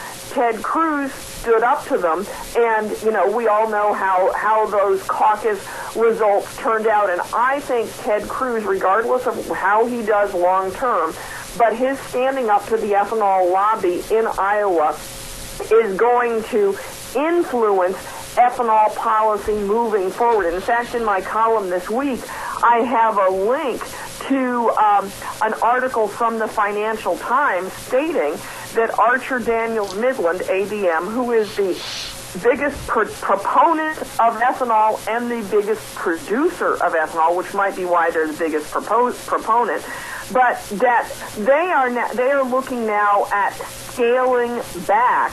And the quote from the Financial Times is, this suggests the reality for this industry has changed. So that one move by Ted Cruz has monumental shifts in the industry. Now, on the flip side, well, I badmouth Donald Trump on pandering to the environmental lobby. If you read the section on energy in Donald Trump's newest book, in all truth, you would think he's been reading my stuff, and maybe he has, because his published views on energy are very in line with what I would say. Let me ask you this final thought here this morning, Marita. I've watched all of the debates, and I've taken notes on all the debates. As have I. And do you think I am wrong when I say this, that in essence, I think they have avoided, whether it's the fault of the networks and their questions or whether it's the fault of the nominees, possibly, they've avoided the energy situation? Yeah, it definitely has not played a high profile in any of the debates. The Democrats have mentioned it in one debate, but it has been really absent. And a lot of that, I think, is not so much that they've necessarily intentionally avoided the energy issue. It's that ISIS and terrorism and San Bernardino have just taken so much air out of the news cycle, or consumed so much air, that energy is a low profile. I have on my little internet radio show that airs tomorrow at 11 a.m. Eastern Time, America's Voice for Energy. I have a very interesting 2-segment interview with a gentleman who I quote in this week's column, Mike McKenna, and he has 20 years of polling experience on these topics. And he says energy is a second-tier issue, and climate change is a fifth-tier issue. And his comments are very, very interesting. But, I think you will concur with me, though, Marita, when we mentioned earlier the economy and we mentioned national security, this last trip I had to Arizona, it solidified my thinking this way, that I had numerous people, bankers, realtors, motel owners, restaurant owners, all of them say that since energy prices have gone down, they have seen a skyrocketing of profits and better business, and I think energy naturally is the best player that we have to keep our economy going and growing. Yeah, I mean, obviously I would agree with you there. Energy is a key player in our economy, and we need energy, as I said earlier, that is effective, efficient, and economical, and we have it in America. America is blessed, and it gives us a huge advantage on other countries. It gives us a big advantage because we have such abundant energy supplies. Now, I would like you to share with my audience all the different ways that they can follow some of your blogs, etc. So why don't you give everybody that information, Marita, if you would, please? Well, first, of course, is Twitter, and my handle at Twitter is, I wish I had a different one, but now I'm established with that, so it is what it is Energy Rabbit at Twitter. Facebook, LinkedIn, all of those. But I encourage people to go to either Breitbart.com, American Spectator, which is spectator.org, and redstate.com. And those three are kind of the major, well-known conservative websites that publish everything I write. Absolutely. The author of the book called Energy Freedom, and a lady that knows all about the woes and the pros of energy. Thank you, Marita Noon, for coming on the program this morning. Always a treat to be with you, Zeb. Thanks for giving me the opportunity. All right. God bless. Thank you so much. Lovely lady right there from New Mexico, and she knows all about energy or the lack thereof. Marita Noon, thank you very much. Holy smokes, we've got to get a weather forecast in here. And here now is the lovely Gina Jameson. Looks like it's going to be the calm before the storm today. Mostly cloudy, going to be a little bit on the breezy side. Expecting a high of 56 tonight, low of 41. Now, tonight and tomorrow, winds are going to be picking up. We will be in a wind advisory for tomorrow. Out of the southwest, right around 30 miles an hour, gusts possible 35 plus. Plus, scattered thunderstorms and rain showers. Looking at a high of 46 for tomorrow, overnight low of 32. Calming down for Friday, mostly sunny skies and 54, and then partly cloudy and 48 for Saturday. Not your weather for Zeb at the Ranch. Thank you, Gina. I appreciate that. Always a very well done issue, the weather format right here on Zeb at the Ranch. Thank you very much.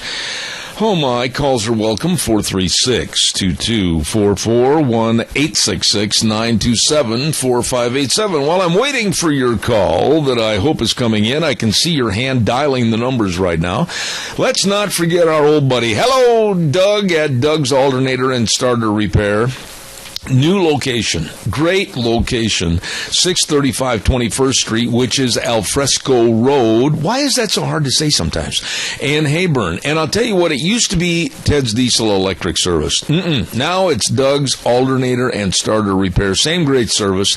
Doug can rebuild starters, alternators, generators. He can fix anything from lawnmowers to locomotives, and he sells brand new too. So you be sure, I knocked the microphone almost over. You be sure and get a hold of him today. Telephone number 878-4991. Doug's Alternator and Starter Repair on Alfresco Road in Hayburn. All right, give me a call, 436-2244, 1-866-927-4587. I'd like to have your thoughts on any and all the subjects that we've talked about here this morning. One thing I was going to mention earlier in the first hour is, and I'd like somebody to tell me I'm wrong on this, but I don't think I am, that there has been, unfortunately, with some products, and I say some products, a cheapening and a lessening of the value of the product that you buy. And I know a lot of companies are doing it. I'm not saying all, but I'm saying some and a lot of. Some companies are doing it to cut back on expenses. They're looking for corners to cut. But when it comes to medical supply companies, and I know this firsthand, I'll guarantee you I will be an advocate that will speak out for anyone that has bought maybe a set of crutches or a wheelchair or whatever that has proved to be inferior because of cutbacks on quality. You let me know and we will go after these companies. I personally had a situation happen a week ago with a medical product that absolutely has been cheapened up to the point where instead of using aluminum and steel, they went to kind of a plastic. And it's dangerous for anybody that needs a medical supply type of product. Let me know if you've had that product and you've had that problem. Caller, good morning. You're on the air. Thank you. Hey, Seth, just to comment on your energy conversation. The average price of unleaded right now is $1.80 per gallon. And a year, 2 years ago, pushing $5. Yep. That's got to be a tremendous, like you said, boost on restaurants, hotels. Well, what about you? I mean, what about you? Manufacturers. Right. Anything like that. Well, let me ask you, what do you do for a living? I'm unfortunately medically retired. Oh, that's not, I absolutely appreciate your honesty, but did you notice that I did? I was at a point 2.5 years ago, and I'm not bragging, I'm complaining, but I was at a point where I was spending here locally, not even considering when I was traveling full-time in the rodeo business, but here locally, my gas and diesel bill per month was exceeding almost $2,000 a month. Now, you take that versus... I was thinking you probably had some high expenses. I had terribly high expenses. But now look at the money that I have saved over this last span of time that I can delegate now to going and helping buy other goods and services, and that also helps other businesses with an increased ratio of my spending. You do not have to be a rocket scientist to realize that cheaper energy prices instill a better economy. And I just wish the Obama administration and some of their so-called know-it-alls would understand that cheaper energy is breeding a better America. We need to keep that in mind, keep the price down. A couple of years ago, Newt Gingrich keep gas price under $2. I agreed with that, but there was other things I didn't agree with that he mentioned. But I think that's important. I mean, your savings probably pays for your meals. Oh, I mean, on our recent vacation trip to Arizona, all the people I talked to that lived in this respective area, that I talked to bankers and I talked to real estate agents, I talked to motel owners, restaurant owners, and all of them were just absolutely ecstatic. They were almost to the point of being giddy as to how great the lower energy prices had helped with money spent at their businesses. Exactly. Sir, I appreciate you. It's got to stay that way. I hope so. To continue to have some growth. I hope so, sir. Without it, I think we're deadlocked again. I agree. God bless you for your call. Thank you so much. All right. All right. Thank you very much. Want to remind you, too, before we send it back to the new... Oh, my goodness, I didn't know we were going to have a eclipse today. Oh, it's just the Idaho Fish and Game officer blocking out the sun. I see. He just walked in the door. Red's Trading Post, 203 5th Avenue South in Twin Falls with Ryan and the rest of the crew. Oh, my goodness. They've got all your firearms from the companies of Browning, Beretta, Weatherby, Ruger, Benelli, Smith & Wesson, and Winchester.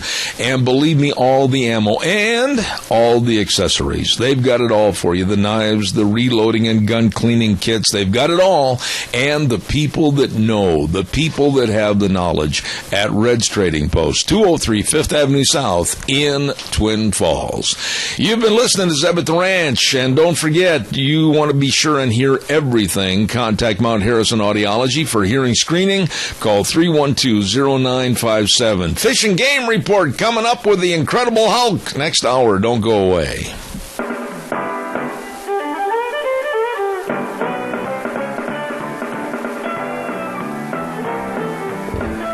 Well, here we are, gathered at the old microphone, and I got to tell you, folks, that we have a guest with us that it's always fun to have him in the studio. We never know what's going to happen. We never know because we don't rehearse anything.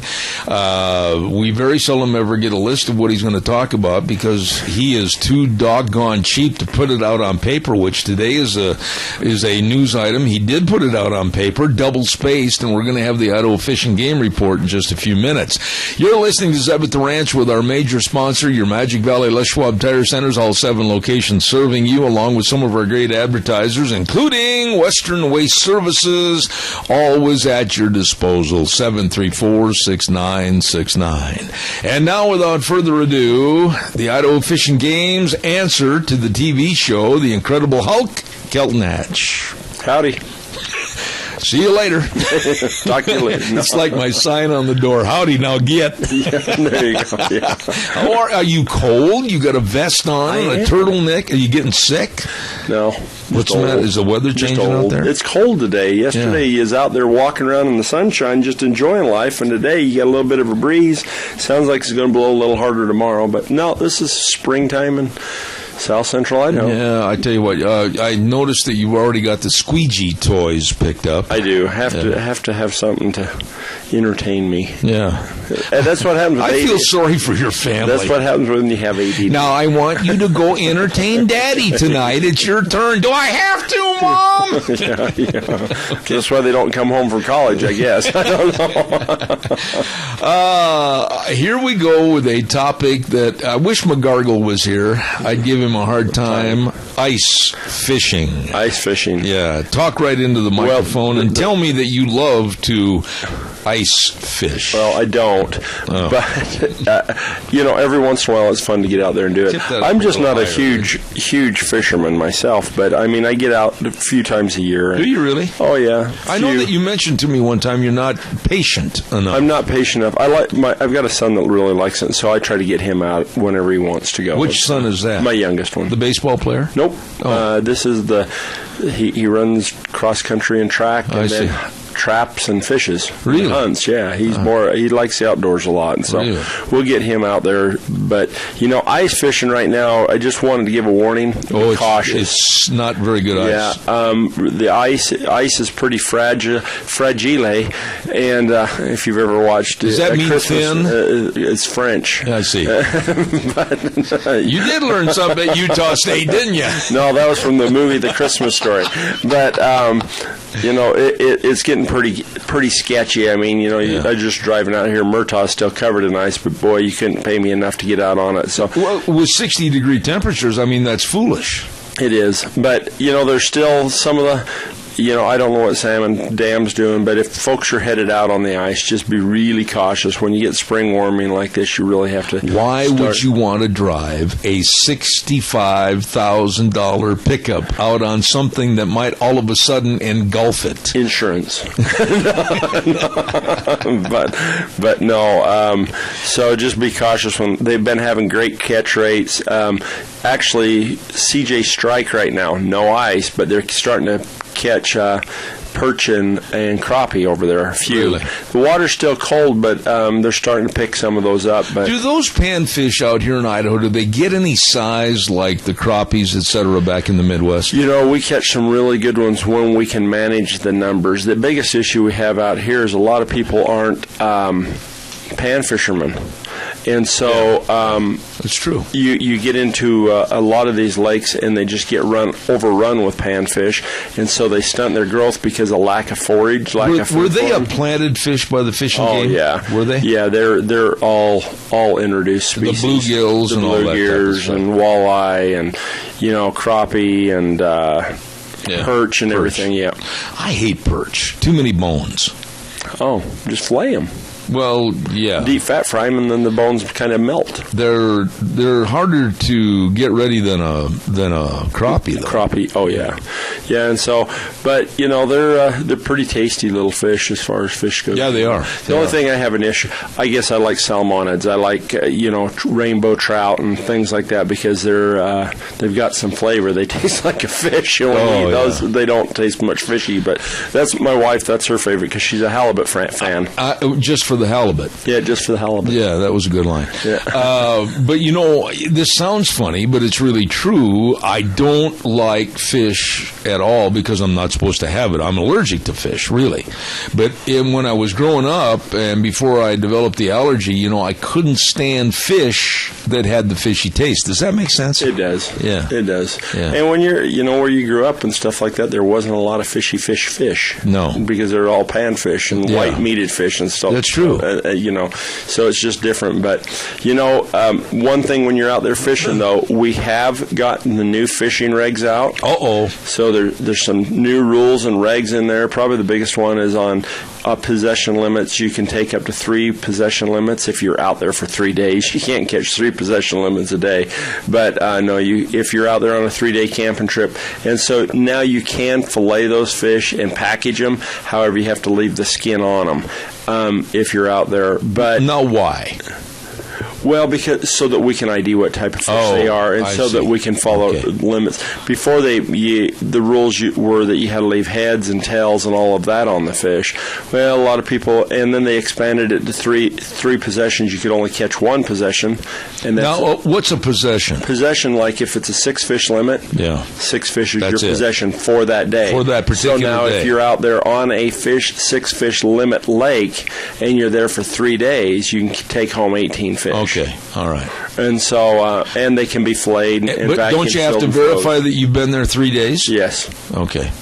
I mean, you could go in one day and say that... Yeah. Okay. You could, but if your camper's not there and a few other things, it might be a little fishy. Well, Little fishy. Little fishy. Okay. Little fishy. So, and then Salmon Falls Creek Reservoir, there's a few changes on the walleye, and I was trying to think what it was, and I forgot what What's the change was. ice like out at Salmon Falls? I haven't been out there. It's got to be thin right now. It's higher, though, out there. You're 6,000 feet. True. You're a couple thousand foot higher.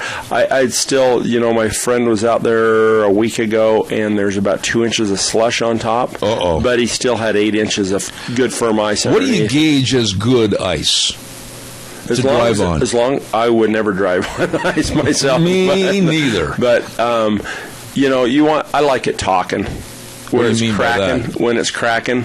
If the ice is, you hear those big cracks across the lake. And that's when you have good ice. A kind of a real cold feeling go down your backbone. But you do, but you know that it's hard. It's solid. When ice quits talking, it means it's getting a little soft. You've been in the fishing game too long. Ice talking.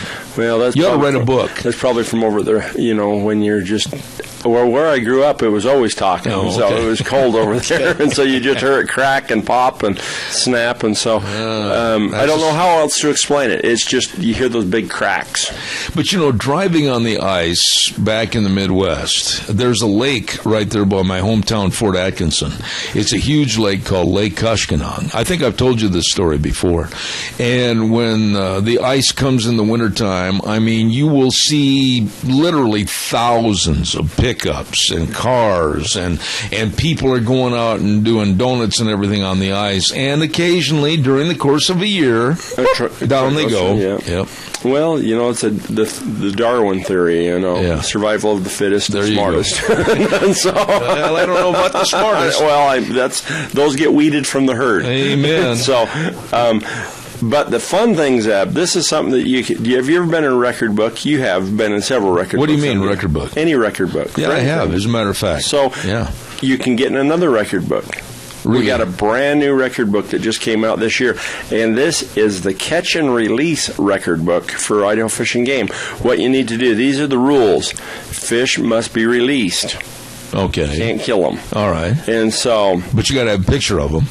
Well, I'm reading the rules. Oh, there. I'm sorry. Measure the total length from tip of the snout to the end of the tail. And then sturgeon should be measured upside down, down their belly, from the tip of their nose to the tail fin. Why should they be measured upside down? Well, it's just easier to measure them that way because they're not flipping around. How much time do you have before all of a sudden they're going to croak on you? Oh, sturgeon. Well, if you jump in there and you get your tape measure in your pocket, you can just hurry and stretch it out and get a measurement. I just talked to a guy the other day that caught a 7-footer. Oh, that's cool. Yeah. Well, let's see if you'd be on the record book right here. White sturgeon, 80 inches is the new record.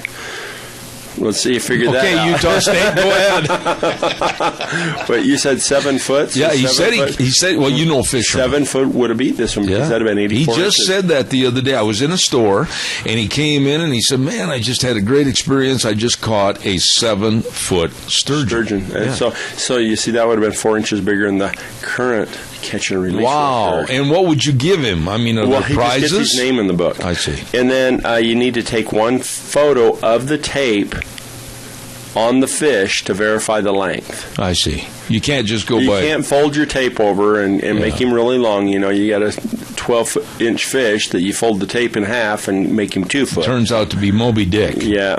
So steelhead salmon, white sturgeon must be measured and photographed in the water. There you go. In the water? In the water. Oh. At least one photo of the angler with the fish. I see. And at least one witness that measured and helped and watched release. And that's how you get on the Idaho Fish and Game Book of Records. It's kind of cool. Bluegill, 9.5 inches. This barely... That's a big bluegill. It's a lunker. 9 inches? Holy smokes. 9.5 inches. They caught it at CJ Strike. My printer didn't work, so I could get their names on here. Is there anything in your office that is adequately... Well, it works for those that know how to use it. That's where I was headed. Technically challenged everybody. Yeah, okay. And so, Bonneville Cisco, 7.8 inches. Brown trout, 24.5. That's the record now? Right now. Okay. That's on the Boise River. 24 point what? 5. So that's a brown trout. That's a lunker. How much did it weigh? I don't know. We don't weigh them because we don't stick anything in their gills. Oh. And when you're measuring and getting these fish, just don't lay them on the gravel and hold them down to measure them. Try to be gentle. We want them to survive after the release might not drift too far from shore. That's right. It may have been released, but then it'll be soon. He's laying there. He's laying there. Get up, Ralph. Here's a pumpkin seed at 7 inches. That's a big pumpkin seed. What's that? It's kind of like a bluegill. Just I didn't know that. Yeah, pumpkin seed. It's just kind of a smaller. Rainbow trout 23, rainbow trout 21. Oh, different lakes. 21.5, 17 inches. Steelhead 33. They're Holy bigger. Smokes. Here's your yellow perch, 16-incher. Now that is one big dude. That is 16-inch perch. Yeah, that was at Cascade. And then they got a West Slope spiny little devil. Yeah, good eating. West Slope cutthroat, cutthroat trout, 19.5, and then the white sturgeon at 80. That's all we've got in the record books. Are there a lot of sturgeon that are being caught and released in the Snake River? Oh, yeah. I mean, how often, if a guy goes sturgeon fishing, and let's say that he wants to specifically catch sturgeon. Well, yeah, it's pretty specific gear, because if you catch it on a spinning rod, it's going to rip the crap out of it. I mean, you catch... Rip the what? This is radio. Oh, sorry. Okay. Rip the pole apart. Thank you very much. And so... delete that part, Wheels. Okay. It'll spool you. Okay. Take all your line. And so... they can really run, huh? Oh, well, yeah. You got a 7 foot... It's kind of like you with a hook in your mouth swimming downstream. No, I just got away there, man. Well, it hurts. Oh, it hurts. No, okay, it's wrapped around your hand, your saddle horn, you're riding away. And so... 7 foot fish, I mean... Well, they've caught some as big as 9.5 fish down what near do you do to specifically try to catch a sturgeon? What is the method? You know, the way I like to fish for them is I cut off about 2.5 foot of line. And then I tie my hook. You gotta work here with me. Okay, I will. And then you tie a 3-way swivel to a D9 cat chain, right? No, onto a 100-pound line or 50 pound. It depends, 50 to 100 pound. I use a 50-pound monofilament. Okay. And then you tie this 3-way swivel to your fishing line. Then you tie another line on about a foot of string, and then you tie a big weight on it. 8 like to an 16, anvil or something? Well, 8 to 16 ounce weight. I see. Something that will, depending on the current of your stream, is what you tie it so to. You don't want it moving in the water? Nope, because you want to be able to bounce it down, fill the rocks, and put it right on the bottom. How do you know? Okay, dumb question. You feel it with when you pull it. You can feel them on there, and you know it's not going to be a rock. Well, you can feel the rock with the weight when you're pulling it. And then you take that 3-foot piece of line that you took off and tie it to the other swivel. Then you put a great big hook on it, and you put like a whole or a half a... If you can buy some rainbow trout from like these hatcheries and get some fresh rainbow trout or some smelt or something like that, and you take that whole fish, 8-inch, 10-inch, 9-inch fish, and hook it on that big hook. What size hook do you use? Well, the size of an anchor? It's about like that. It's about my a goodness. 3-inch long shank on it. With what kind of an open gap? About 1.5 inches, 2 inches. I like the circle hooks because they typically have a better chance of hooking them in the lip. I see. And then they're easier to get out. I don't want them to swallow it clear down to the bottom of their gullet. What do you do then? Cut the line off. Cut the line, and I don't use stainless because if you do get a deep hooked fish like that, the stainless hook will never rust out. Have you ever caught one? Yeah. You have? How big?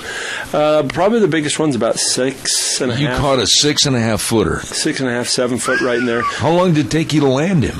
Well, my son was with me, and he did quite a bit of reeling, probably about 30 minutes. 30 minutes to get him off the bottom? Well, he was little when we caught that one, and so I let him battle it. A lot of people can get them in. You don't want to wear them out. That was probably a little long. You don't want to wear them out? Well, what about you? Well, you want them to survive. Oh, yeah. And so, that's why you use the heavier line and stuff. But they're a lot of fun, It's just...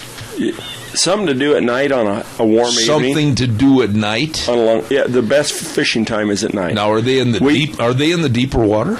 Usually what I try to do is find a faster current stream, and then some of those big holes that are right by. How do you know when you go to the Snake River where to look for that? Well, you know what a back eddy is. Yep. Well, you kind of watch that water, and if it looks pretty deep right in there, you just cast out there. Cast out in there. And then just leave it still fish. Just let it sit there, and then I take the drag off. Yeah. Or just really loosen it up so you hear the clicking when they start feeding on it, and you'll hear the click, click, click, click, click. Really? Kind of like did you ever see the show Jaws? Many times. Well, when they were trying to clutch at you, they hear the click, click. First click, time click, I click. saw it, though, I ended up at the ceiling of the theater with juji fruit stuck all over me when that head fell through the bottom of the boat. Yeah. Well, you don't have to worry about that of a sturgeon, but it's very similar to the. But they're kind of a scary-looking dude. But they're not. You see, nah. If you fell in the water, are they an attack fish? Yeah, they got a round mouth. They couldn't even get you in there. Really? Yeah, and so there's not like a bunch of teeth. You just stick your hand in their mouth and pull them up. up, and they're more of a. It's almost like a sucker mouth on them. And they call you Lefty. Yeah, Okay. and they don't eat your hand. But no, they're really cool. If you want to get pictures of them, though, the best way to do is just roll them over on their back and take their pictures. It kind of makes them a little quieter. If you get them on their belly and they're ready to swim off, they're a stout fish. You're talking a 7-foot long fish, so it's a lot of fun. What's the biggest sturgeon that's ever been caught in the state of Idaho? I don't know. I mean, I hear You're rumors. the fish and game expert. Yeah, but you can't know everything all the now, time. I'm going to say this. But I know they've got pictures of them pulling them out with teams of horses. Yeah, and I remember, wasn't some like 12 or 14 feet long? It's something like that. That's a whale. Some of those old, well, no, it's a big sturgeon. Yeah. But, but there's a lot of sturgeon. It's fun, catch and release. The best time, I like fishing at night myself, but I've got a couple of friends that are out right now, and they've been doing a lot of fishing and been catching a lot of sturgeon. Really? On the Snake? On the Snake. Now, that's the only place you can catch them? Well, around here. Around here. Yeah. Okay. They're not going to be in Murtaugh Lake. No. Okay. Well, somebody may. I don't know. We've got so many fish hatcheries and stuff. We get fish in weird places all the time. Oh, really? The best ones to catch, and they are catch and release, and you cannot take them out of the water if you catch them. They have to remain in the water. Their bodies are so big, if you lift them up, I mean, the pressure, the weight of their internal organs will kill them if you lift them up out of the water. And so every year we end up having to give people talk to people about taking pictures holding these big sturgeon that lift them out of the water. And so don't they have the body content and the skin, if you will, comparable to like a shark? Yeah, probably. And then again, I'm not super duper on fish, but from the ones I've caught sharks, and I've caught... You have caught sharks? When I was working sand sharks and stuff like that, 3 and 4 footers, but... very similar. Very similar. I think it's a little harder. Kind of like a catfish in a way, though, isn't it? Yeah, similar, a little harder. Yeah, a little harder. Okay. And but they're pretty cool fish. It's neat to have something like that in this area. We've talked for half an hour on catching sturgeon. I know, but you're easily entertained. I am. Now, we've talked about ice fishing, and what about fishing records? Did you want to say anything more about that? No, I pretty much covered that. If you've got a fishing record that you want to put in there, get those pictures taken. Okay. And then just call us at the regional office, or you can go online and look at those. Let me see if I can remember after being gone for so long. 324-4359. Wow, look at that. Yep. Forgot your razor, but you remembered the phone number. I haven't shaved for a couple days. I apologize. Nobody else can know. I know. Well, they can see it on camera. New fishing rules. Did we cover all that? We did. We got all the fishing rules covered. Okay. Now, what about spring? Do we have enough time here before we have to take a break? We got about 2 minutes here. Spring hunt applications. Well, I'll just say the bear applications have closed. We have a couple of controlled hunts for bear over in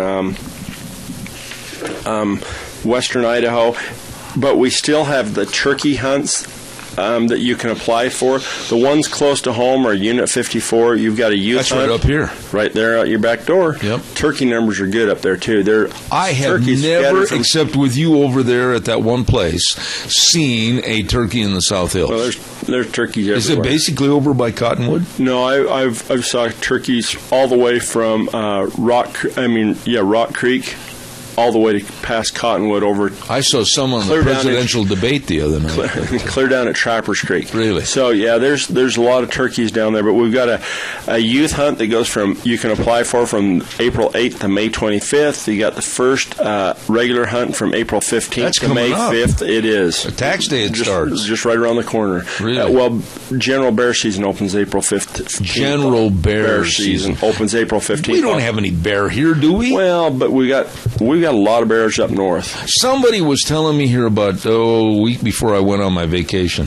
They said, "Oh no, you're wrong, Zeb. By golly, we've seen bears up there in the South Hills." I've never heard of bears up there. There was one that was shot up there 4 or 5 years ago. Really? Illegally killed because we don't have a season in the South Hills for them. But they're just like any other critter. Passing they get out, through. or trying to find a home. They get out wandering around. It's kind of like you when you was dating. You just wandered all over the country looking for a girl. Well, that's what these bears do. They get wandered all over the country. Let's leave my personal life out of this. and then we have another hunt on May 6th to May 25th. There's 90 tags down south, so get applied. Really? Okay, Kelton Hatch, Idaho Fish and Game. Hey, by the way, certified pest control. I laugh because when I say pest control, I wonder if it would work with members of the Fish and Game. Anyway, certified pest control. That was a good line, wasn't it?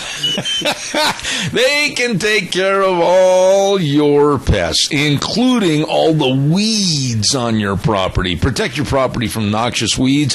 Call them today, and Kevin and the rest of the crew can tell you how to protect your trees, your lawns, everything, and still be safe. And I'm talking BEE safe to protect the bees. Yes, sirree, Bob. And also all the other pests. Check with them today. They're the best. I can guarantee it. They've worked right here on my place. Certified Pest Control, 219-7576 or avoidbugs.com. These are really good people. You call them today. 219-7576. Let's take it back over to our main headquarters, and we'll be back with more with the Fish and Game in 3 minutes.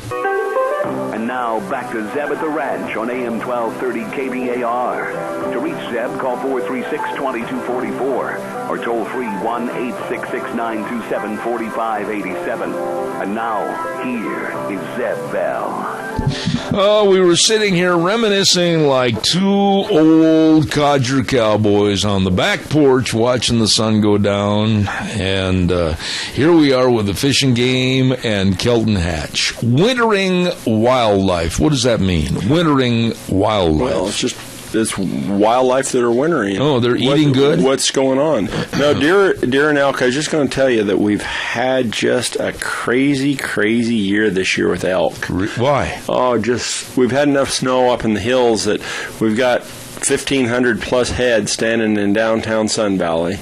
We had to start 3 new feed stations. Oh, okay, wait a minute. Is the snow that deep up there that they started to migrate into the city? There's just a lot of issues that go on up there. Number one, you got some snow and you pushed them down. Number two, a lot of the south-facing slopes where they should be wintering on, there's enough snow on it that people could go recreate on it, and so they were kind of pushing elk into marginal areas. And then some of the other slopes that were actually open that they could get onto, we have cheatgrass on them, so there's no nutritional value on them. No. And so we ended up getting a lot of elk in downtown. You got to feed them. Well, the only reason we're feeding them is they're actually in good shape, good condition. We're not seeing any mortality from starvation or malnutrition or anything like that. Do they go into the restaurants and order, or what do they do? They eat your trees. I see. They've been in every haystack in the valley, and they've been with every cattle feeding operation. So around some of the bigger cattle feeding operations and areas, we've just about every haystack from Arco to Fairfield has got Tensar or a plastic wrap around it. Is there a reimbursement if they get into the hay? There is. We try to work really closely with the landowners and bring in fencing products to fence the stack yards. If we have a habituated problem, we'll actually come in and build stack yards the next year. But we have Zon guns, which is just a gas-powered gun that every 10 or 5 or minutes it pops, it shoots. Oh, yeah. Or we have cracker shells that you shoot out of it. That's what the guy that you used to date, his daughter, he used to have one of those in his yard, didn't he? No, he had a shotgun. No. But you can also use... You use the cracker shells and stuff like that. But no, we had a lot of elk up in Mackey, about 15 to 2,000 head working through Mackey and down into Arco. Stanley Hay, they called us the other day, had a bunch of elk out there. Out here, a couple of the dairies along the edge of the foothills. South of you have been getting hit, and so we've been checking on those guys too. And so it's been an interesting year. It's really nice to see the 60-degree temperatures and the hills open up and the green grass start to come up. A little early. Well, as long as you keep the precip, it's not going to hurt nothing. Last year it did the same thing. Had a big winter, early spring, dry. Should be a good year for forage, though. I hope so. And I think it will. I think the hills will be really tall grass. Well, last year it was grass. Did you get all your deer counted and trapped and netted and everything? We did. We got a bunch of deer trapped. Deer numbers in the South Hills look really good for the area that we counted.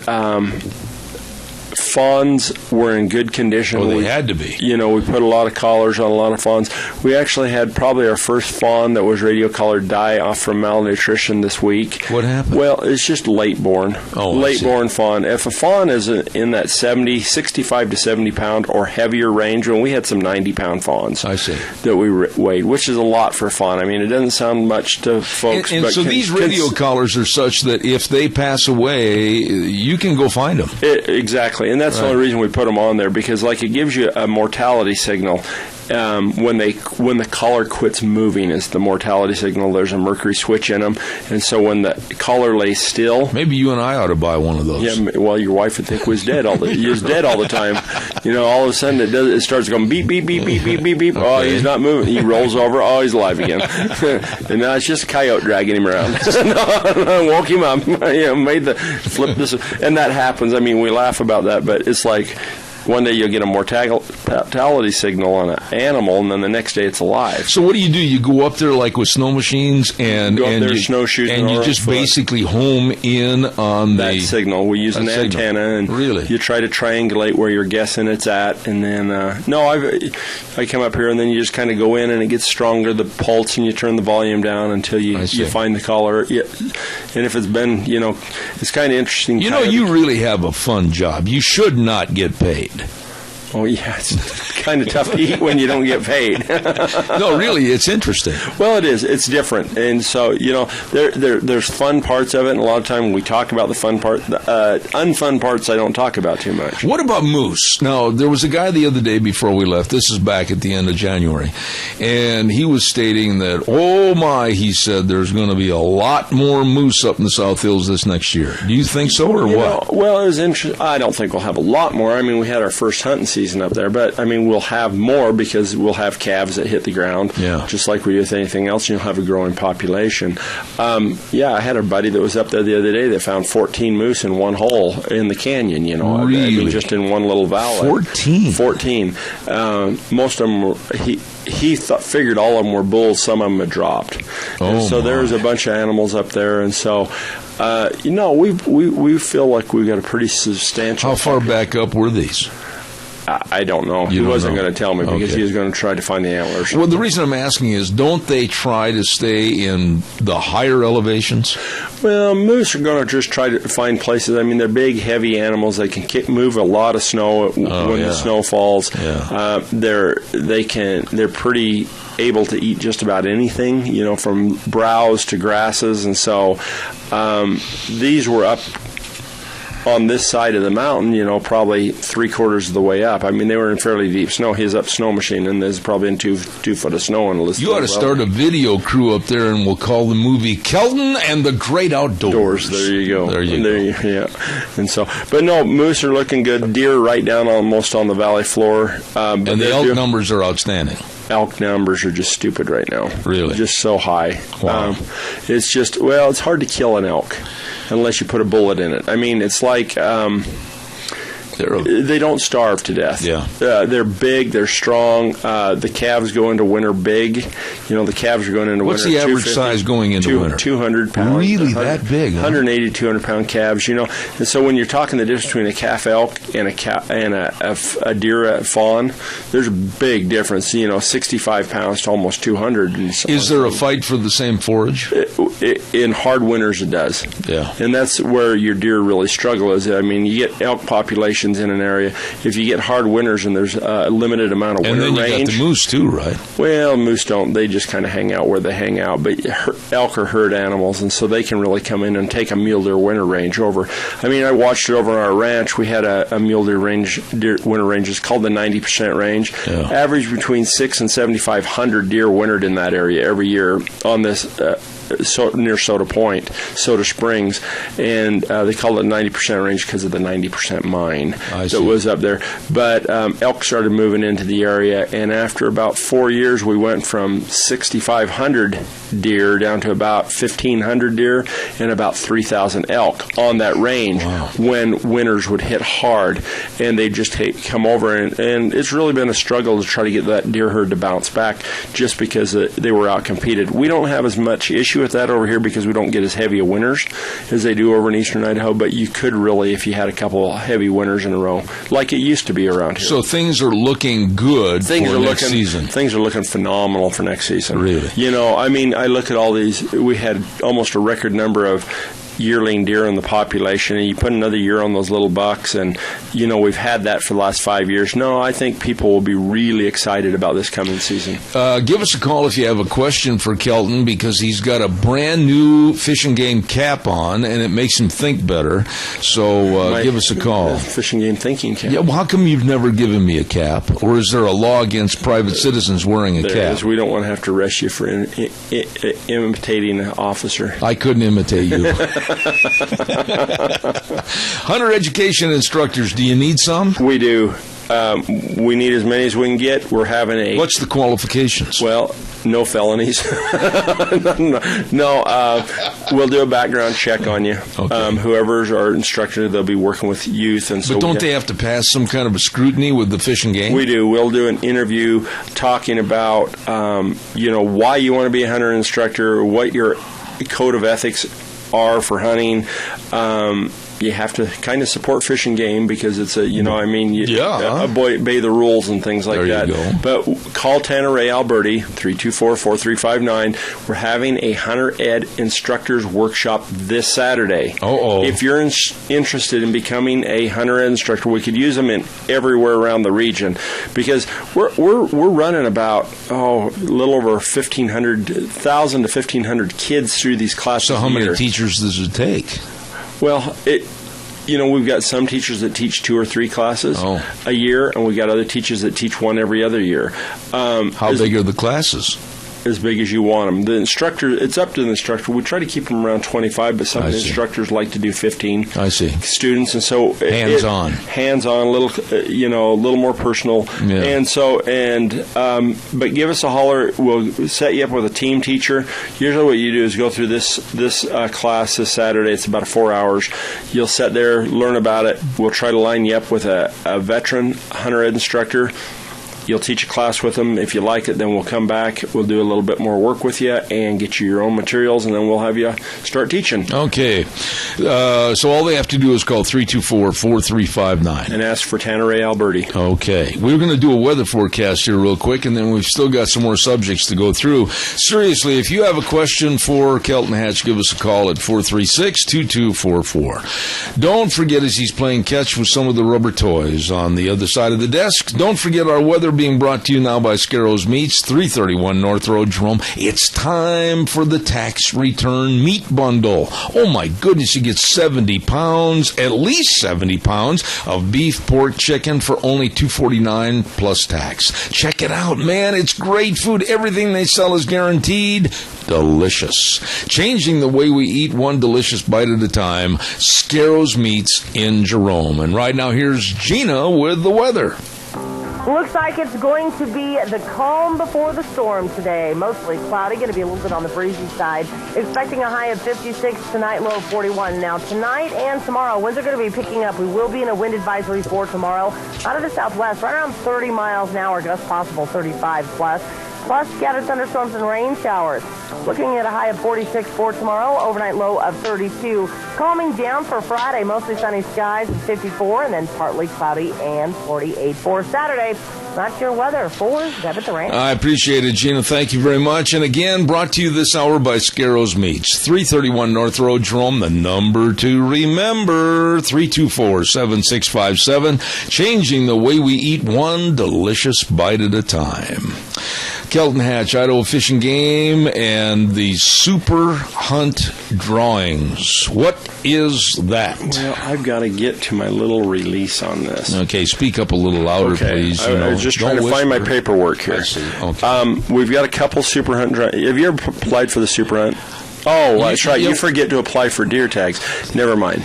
Rub it in. Rub it in. This year, I'm going to surprise you. It's already on my calendar. Okay, May 31st is your deadline for super tags. And I'm going to tell you why you want to buy a super tags. All the money that we make from this goes to the purchase of access to private property. Oh. Okay. And so you can apply, Zeb, for $6 for a deer tag. Okay. If you draw that deer tag, you can hunt on it for every open season in the state, even the controlled hunt ones in 54 or the late season 54 hunt, until you kill a deer. For $6? For $6. That's terribly economic. It is. And then if you want the divorce package, which is a $20 super combo hunt, is for a moose, deer, elk, and pronghorn tags. For $20? For $20. You get applied. How come so cheap? Well, it's just the way we put it together. Is it your way of trying to make friends? It is. I see. I have to buy them. But no, you can apply for these. All the monies go back into the Access Yes program, and these tags, we give out.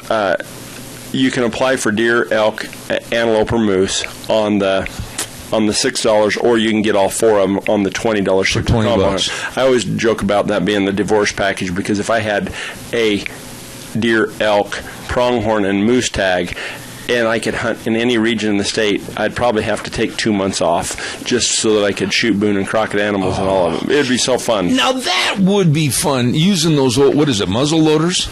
The Boone and Crockett? Well, no, or that's is it a the rifle. flintlocks? No, Boone and Crockett. Boone and Crockett is any animal that is killed. I mean, it's typically with rifle, but the thing is it's just the size of animal that they are. If they make the record book, okay. It's like any record book, and so, but it's a Boone and Crockett record book. I see. So, but Caller, apply. Okay, caller. Good morning. You're on the air. Yes, I have a question for Sheldon, if I could. Yes, sir. Go ahead. About the elk up there in the Wood River area that's been coming down and congregating down the area, and I understand the Fish and Game has started to feed them. Have they had a lot of mortality on them elk? And why do we have such an accumulation of the elk in that area in the last 5 years? All right, sir. With feeding them in greenhorn? Or is it because the wolves have pushed them down, or what's the reasoning for this? All right. You mind if he answers that on the air, sir? Okay. Thank you very much for your call. Go ahead, Kelton, if you would. No, that's a great question. Yes, it is. The biggest reason we have such an accumulation of elk up there is because we've had such good years, and we've had limited tags. We've just got a really growing population. The last few years, typically, whenever we release if there's a new animal, it's kind of like the mountain goats. When we put mountain goats over in I'm backing into the answer on this, trying to set some groundwork. I'll say. Over in 67, over in eastern Idaho, we put mountain goats in. Mountain goat population exploded.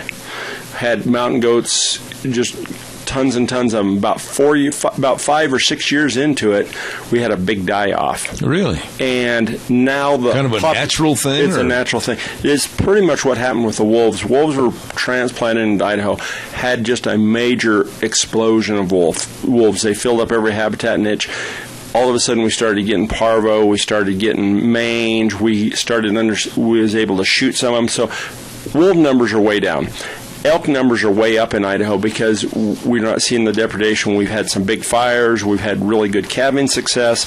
We've just got a lot of elk in the Sun Valley area. We're actually looking at increasing the permits by quite a few this year. So to address another part of what the question was that gentleman just asked, he said something like, are the wolves pushing them down into the Sun Valley area? So no, they're not. Okay. Because our wolf numbers are way back up in that area. We still have populations of them. Yes, there's still wolves in there, but whenever we have wolves that bite cows or sheep up there, we go in and we air gun them. So we've really knocked the overall number of wolves back up in that area, but there is a lot of elk up in that area right now, and so those elk are moving in that area just trying to get away from the snow, trying to find feed. Like I said, we're got a lot of snow on the south-facing slopes. We've got a lot of people cross-country skiing with their dogs. They go up on those south-facing slopes. They're pushing them to marginal areas. We've had 4 new feed areas. We had another one. We have a permanent feed site in Warm Springs. The only reason we have that Warm Springs feed site is that down by the golf course? Nope, up Warm Springs by the ski resort. I see. It's the pass. The only reason we have that down there is to keep those elk from migrating down into Warm Springs. Otherwise, they just inundate that whole area. That's why we've started these other 4 feed sites. We closed one of them yesterday because it was getting too muddy in it, and the elk weren't going in there very much anymore. They were starting to move away from it. And so our basic feeding is just to get them out. The only place that we've actually seen mortality is at the feed sites. And it's mostly because, like at the Warm Spring feed site, we've had a couple mountain lions that have moved in there. Really? Because, we've actually had a move into our feed shed before. Well, you kind of created a buffet. You did. It's a buffet, and that's the rough part with those feed areas. And so we've had issues with that. Calves also get stomped by adults when you put feed out on the ground, just out of competition. So we've had elk that have died. We had one jump into the header of a swather the other day into the header of a swather. They'd parked their haying equipment around some of their haystacks, and the elk were trying to get into the haystacks. They're not starving to death. We're not seeing anything die from malnutrition. I guess the way I'd like to explain it is like at Christmas time. My wife cooks cookies. She lays them on bakes cookies. She bakes cookies and puts them on the cupboard. I'll help you. Every time I walk by, I grab one. Yes. I'm not starving to death. And you can see it by your physical stature. But the reason I grab it is because it's there and it's easy and it's sweet. Well, that's the same thing as alfalfa. That's kind of candy to elk. If there's a haystack, it's open. We got a little bit of snow.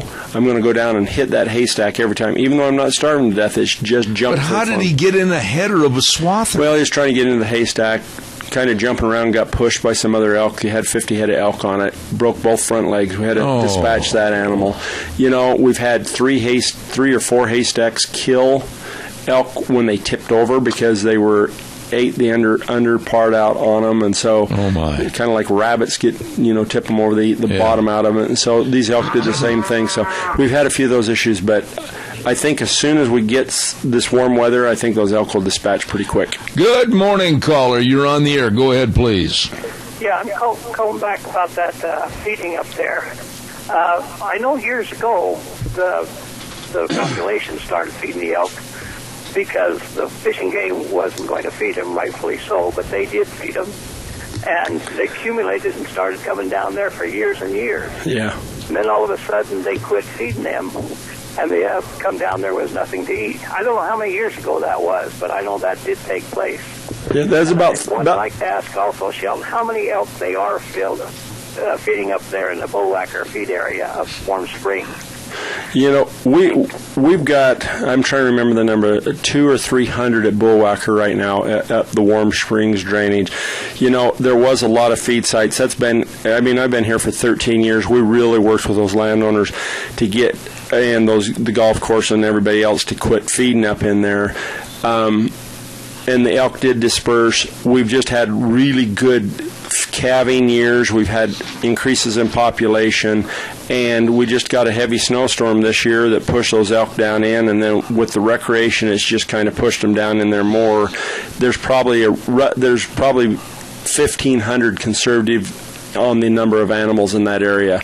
We know we've got about 1,500 at the feed site. So, all right, sir. Appreciate your call back. Thank you very much, and we'll have wrap up with Kelton in just a moment. Don't forget the Founders Celebration is going on right now at all 7 of the Magic Valley Les Schwab Tire Centers in honor and commemoration of the great man, Mr. Les Schwab. Absolutely, you can save money on some of their best tires, like on sale right now, the Proxys 4 Plus tire, all-season performance, precise cornering and control. You check it out today at the Founders Celebration at your Magic Valley Les Schwab Tire Centers. The very best in brake service, front end alignment, shocks and struts, batteries. Oh, they've got the best in batteries. And by the way, if you need custom wheels for your car, when you buy a set of 4 custom wheels, $50 off. You stop in, hold on a second. Sore throat. Stop in and see them today. Lane and Rupert, Dave on Blue Lakes and Twin, Mike and Buell, Mike and Jerome, the Twist family and Paul, John on Poline in Twin Falls, and my buddy Randy on Overland in Burley at your Magic Valley Les Schwab Tire Centers. Real quick, bitter brush planting. Let's get to that real fast. wanted to get this out there. If you've got a group, a school group, or 4-H, or any type of group that's looking for some service projects, we got 3 bitterbrush plantings planned. One from March 5th, and that's going to be near Bliss. We've got another one for March 12th that's going to be near King Hill, and another one on the 19th that'll be near Richfield. If you've got a big group in this area and you're looking for something to do, call Eric Freeman or Tanner Ray Alberti and tell them about it, and they'll try to get something set up for you. The reason we do this is just because of fires and trying to rehab the habitat, and so we try to get people involved in that. So call them at 324-4359. We're going to be doing those the end of February or March. We got to go through it February, March, so next month. Yeah. So the end of February, 1st of March. That's how it usually goes. I know. I looked at the calendar. It hasn't changed. Well, I know, but I am one of these that have to take your boots off to count to 10. Yeah, you went to Utah State. Yeah, there you go. So, but hey, get out there and enjoy it. It's good weather. Here we are already at the end of February, and you're going to be back next month in March. Holy smokes, does it not seem to you like time is really flying by? It does, and I think the older I get, the faster it goes. Oh, my. Do you suppose there is an opportunity or a chance? Take you fishing? Yeah. No, probably not. Okay. But I'll talk to Doug. We need to get you out on an electric shock boat at night. I would enjoy that. Oh, you would. We'll take you down if they're out shocking. How late at night? Oh, we usually start after dark and go till about 3 in the morning. Let's do it on a Thursday night where I don't have a program on Friday. Oh, you want to be 100% for radio, I guess. Yeah, I do. Okay. Kelton Hatch, Idaho Fishing Game. God bless you, man, and we'll set a date for next month. Sounds good, buddy. All right, take care. You've been listening to Zeb at the Ranch. Make sure you're hearing everything. Contact Mount Harrison Audiology for a hearing screening. Call them at 312-0957. Going to wrap it up, put it back in the box for today, and say to you, God bless you and your family. Hope you have a wonderful day.